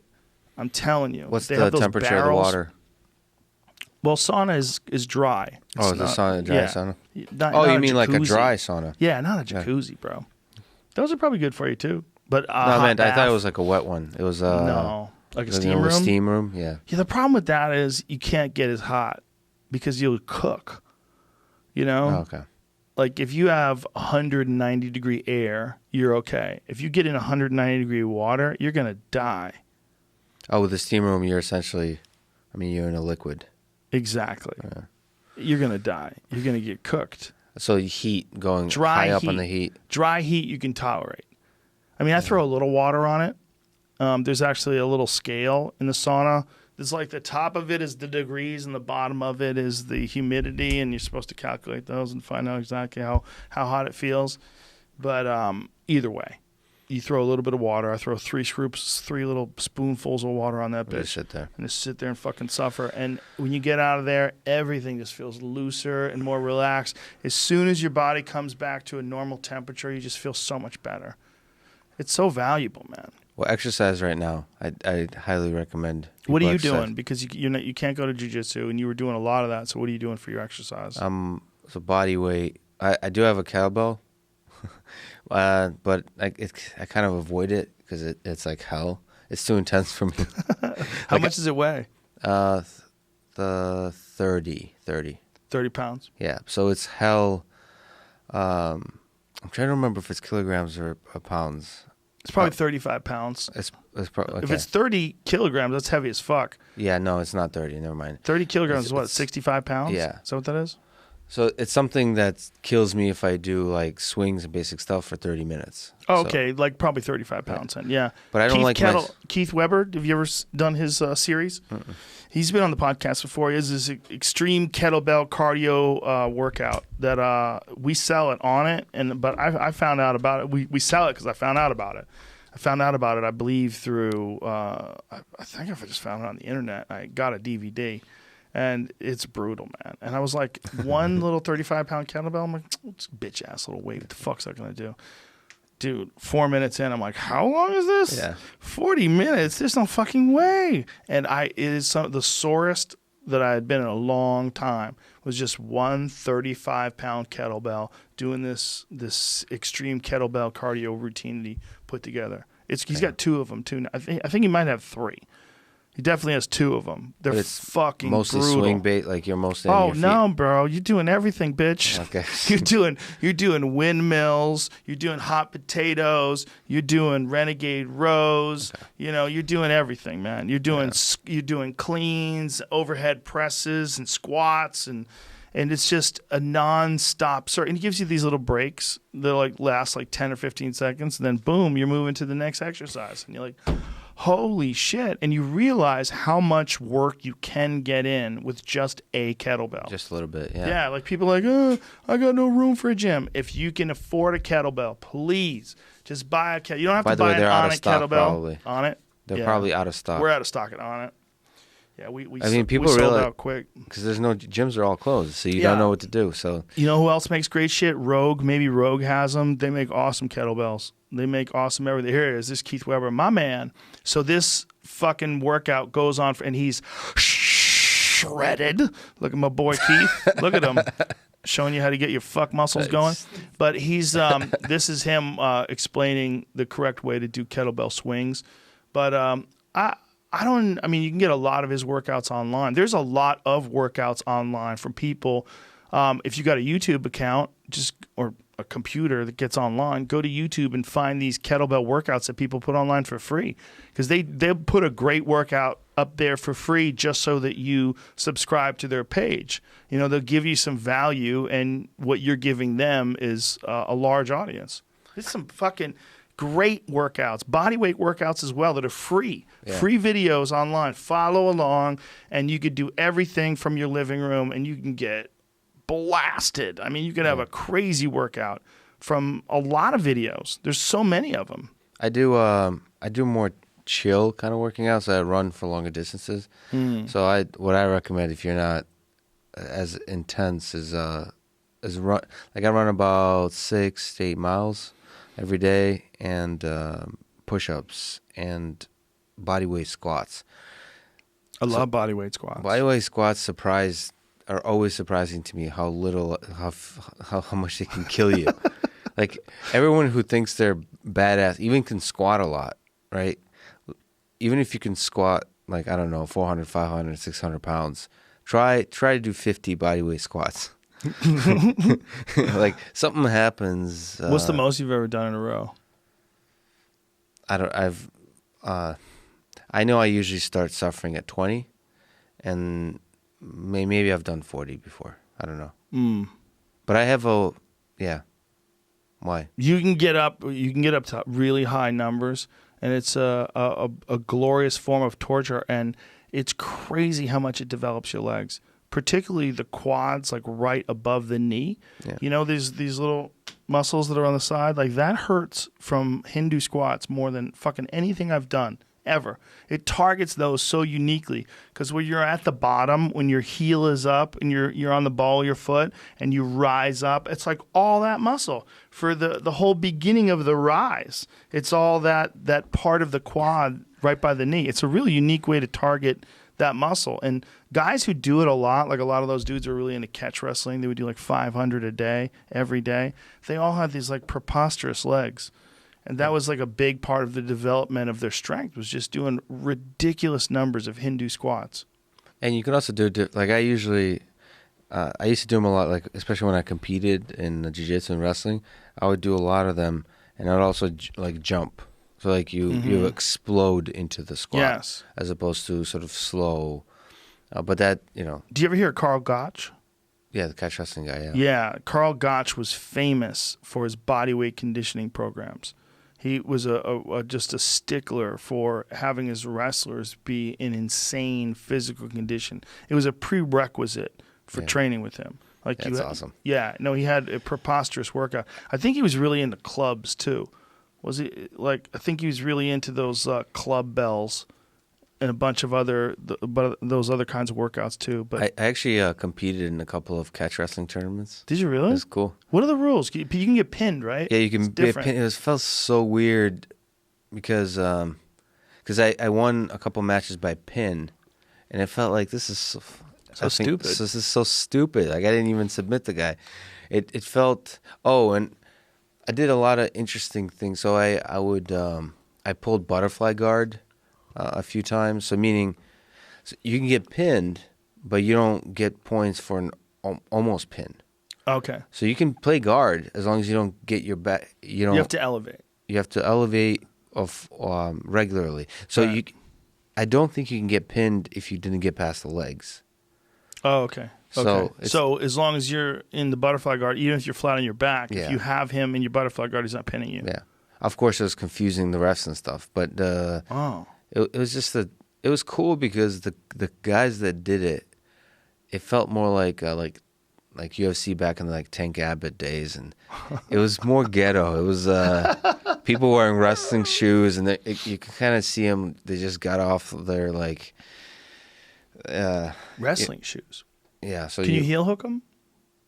Yeah, I think so. I'm trying to remember. I think everything's legal. Yeah. That is a weird choice to wear wrestling shoes. Someone can heel hook you, unless you're like a heel hook Dean Lister master, one of those Gary Tonin type dudes that knows how to do it from every angle. Like for them, actually, I would say if Pride was still around, Pride let you wear wrestling shoes. There is a significant advantage from being able to wear wrestling shoes. Significant, not just for your wrestling, but also for your striking. And Crow Cop wore wrestling shoes for a little bit. Crow Cop head kicked someone with wrestling shoes on. I don't remember who it was. Might have been Mark Hunt. And I remember thinking, fuck, man, he could kick people with shoes on? That almost seems nuts. Because the amount of traction that you can get from a rubber sole with texture on the bottom of it versus just your foot, your slippery-ass bullshit foot that's slipping around on the canvas. With your wrestling shoes on, you get traction when it's wet. You get traction everywhere. You know, like even if there's like a puddle on the floor, you get traction with a wrestling shoe where you wouldn't get it with a bare foot. Yeah, but at the same time, it's kind of weird that we're bare feet. It is kind of weird, but it's not. I think you should be bare. Should be naked. I used to think, yes, you should have a heart on, or you can't fight. I used to think that you should have to have no gloves, but then I've been watching this bare knuckle boxing, and people's faces get fucked up so bad. Yeah. You see Chris Lieben? He fought Dakota Cochran, and his face looked like someone hit him with a machete. It was crazy. The most enormous scar I've ever seen on a man's face in a fight. So now I'm starting to rethink that. Like maybe those knuckles are just... Yeah, something about blood. No, it's not that. It's about damage to your tissue. I'm not worried Oh, yeah. about the blood. I'm worried about scarring people up for life. What about Joanna? Her injury. Crazy, right? Yeah, it was crazy. Joanna and I Whaley. I didn't check in. Is she okay? Yep, she's fine now. Her swelling has all gone down, but she had black eyes for like a couple weeks. Uh-huh. I mean, all that fluid she had on her forehead. She's so tough, man. Yeah, she's she's so great. tough. She's such a savage. That was a great fight. She's so admirable. Like watching the way she fought that fight, both of them are. But it was such a back and forth brawl of a fight. It was so perfectly matched. There was a draw, or, I mean, you could make the argument Joanna won. You could make the argument Whaley won. You can make the argument it was a draw. You can make any of those arguments because that's how close the fight was. It's all like what you think about this. There's a lot of people that thought Joanna won it. But the most important thing is Joanna fought like a champion. I mean, they both fought like champions. Whaley fought like a champion. It was about as good of a fight as you're ever going to get. Yeah. So evenly matched, so perfect, so much heart and conditioning and skill. They had everything. Everything. And Spectacular fight. I actually forgot the other fight on the card. That's how good that fight was. The other fight was Stylebender versus Yoel Romero. That's right. It was that's right. forgetful. It was a fight that was forgettable.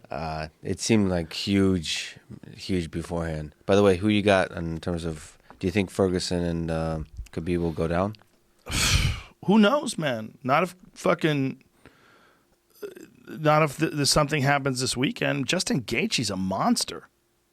Justin Gaethje is a monster. He's a monster. He's a terrifying individual. He is. I mean, in a sport that's violent, it's an inherently violent sport. He stands out as the most violent.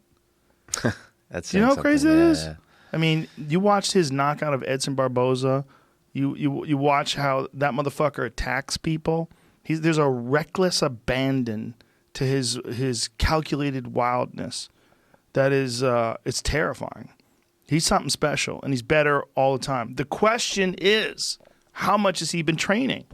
He's taking a fight on very short notice. He's taking the fight on essentially 2 weeks' notice. Also, it might be kind of weird to train now in these coronavirus times. Sure. Like with training partners, I don't know. Mm-hmm.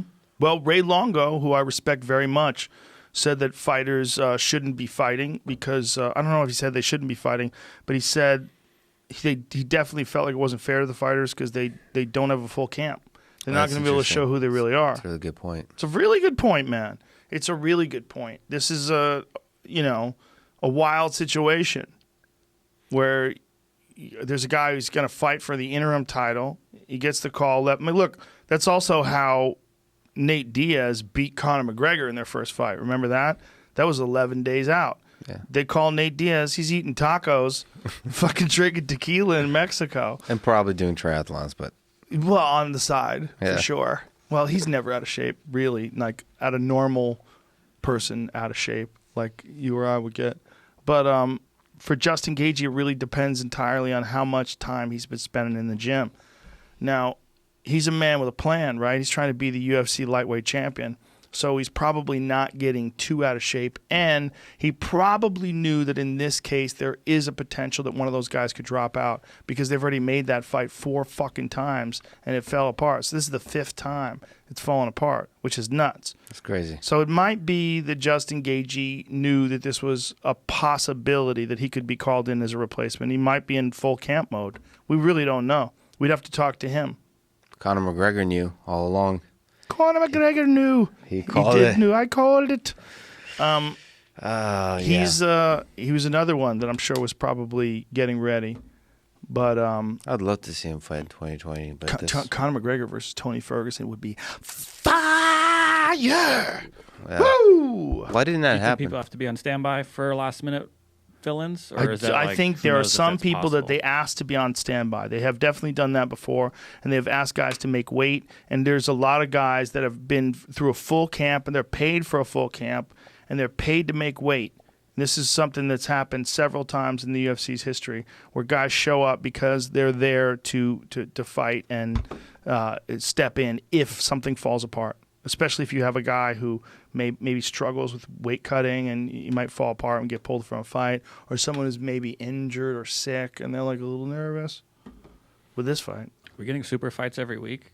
Do you think? I don't know, man. If On the they island? if they build Enter the Dragon Island, You're gonna commentate, right? yeah, but Enter the Dragon Island. I don't know. I don't know how we're gonna do it. I don't know how it's gonna be done. Please I don't wear know the tracksuit. if I want Please. to dress like Bruce Lee.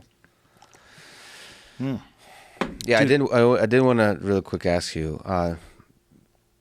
Did you consider interviewing Trump on this? Well, he's never asked to do it, and I've never asked him Would to you do do it. I don't know. Because so What makes you? Why do you ask? I'm trying to stay out of politics, bro.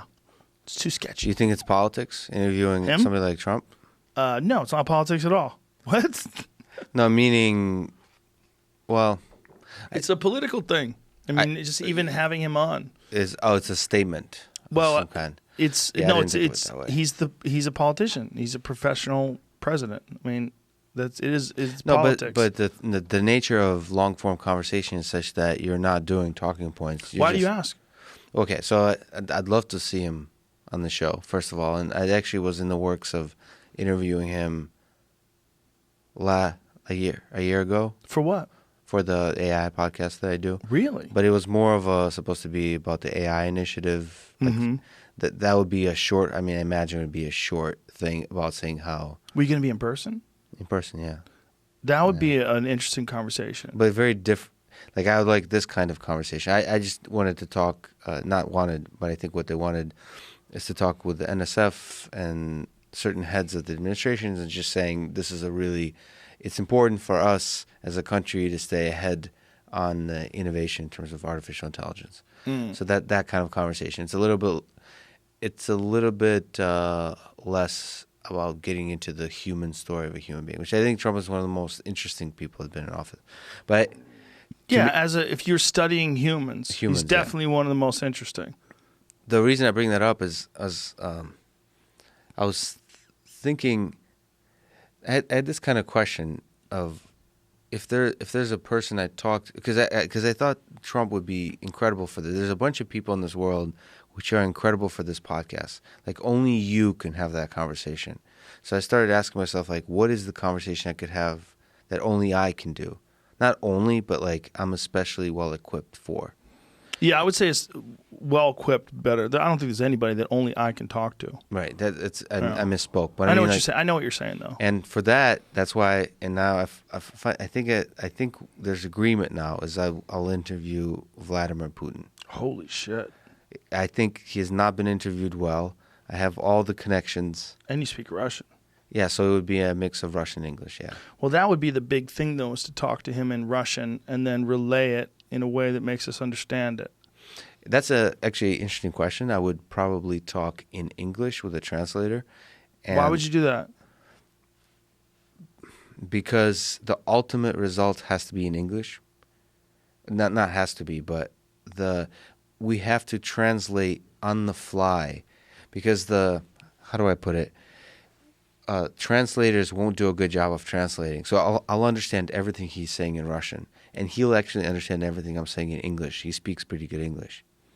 Okay. But he's not allowed. I mean, not allowed. So you think that would be better than subtitles? Yes. I think it's more human. It's more real. It's like you with Joey Diaz and Yoel. Yeah. You didn't do subtitles for that. No, that was But he that. also speaks pretty good English. Yeah, Joey's perfect. And he's perfectly bilingual, so that was a great situation. And also Joey's from Cuba, so together that was amazing. So the translator that Putin has is actually really good translators. They're not some generic folks. Oh, I'm sure They're friends. Like, they're not friends, but they know each other. they know each other well. So it's a very similar situation, except that person's not a Joey Diaz at all. Right. But that creates that kind of atmosphere where you can, when there's some uncertainty about the statements that you're making, you can play with that. But it's an interesting thing. Do you think he would do that? The interview? Yeah. Yeah. Really? Well, there's two parts. I know I have all the right connections for it. Mm-hmm. I think he would do it because he will understand who I am. And the second part is I have a little bit of a Conor McGregor situation going on, where everything I've done in my life that I decided I'm going to do always happens. Everything? Yeah, everything. What do you think that is? You got some mystic shit going on in there? I don't know. Mystic Lex? I don't think Should we so. call you Mystic Lex? Like Mystic Mac? No, that's wrong. Is that? Yeah, that's his thing. Mystic Mac. Dude, we're 3 hours and 20 minutes in, if you believe it or not. That's a good place to end on Putin. But can I do this silly song? Yeah. We'll end on a silly song. No pressure. It's been an amazing podcast so far.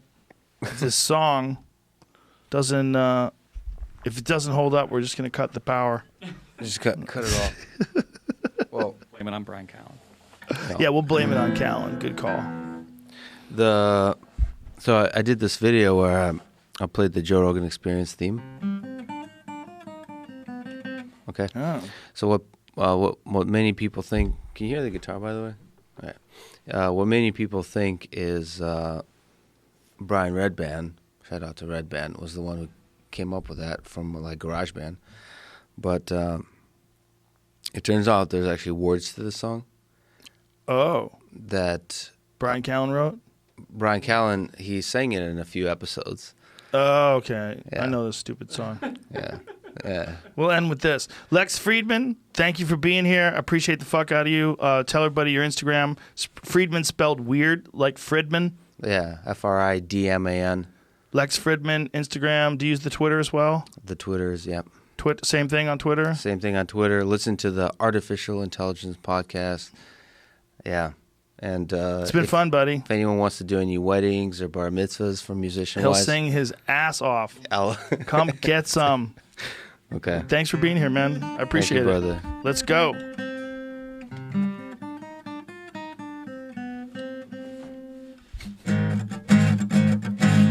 This is the stupidest thing I've ever done. So this is a story, okay?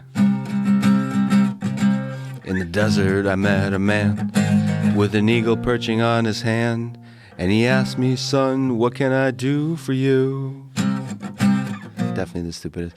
Father, I said, I'm looking for the meaning I should be living for. He put a finger to my lips, said, shh, let the old man speak. They call me Brian Callahan. In this cruel world there is a man you should listen to as you journey on through life. His name is Joe Rogan. Joe Rogan. Shoulders for days and a really wide back. Joe Rogan. Joe Rogan. Barrel of snakes for a back. Then he mounted his horse and he looked to the sky and he rode to the sunset with a tear in his eye. And the legend goes, the old man rides on, singing the words to this terrible song. Joe Rogan, Joe Rogan, shoulders for days and a really wide back. I already regret this. Joe Rogan, Joe Rogan, a barrel of snakes for a back. You fucked up. You should have never done that song. It was terrible. People are going to never forgive you for that. Thank you, I buddy. regret nothing. Thank you, brother. Thank you, brother. Bye, everybody. Stay safe.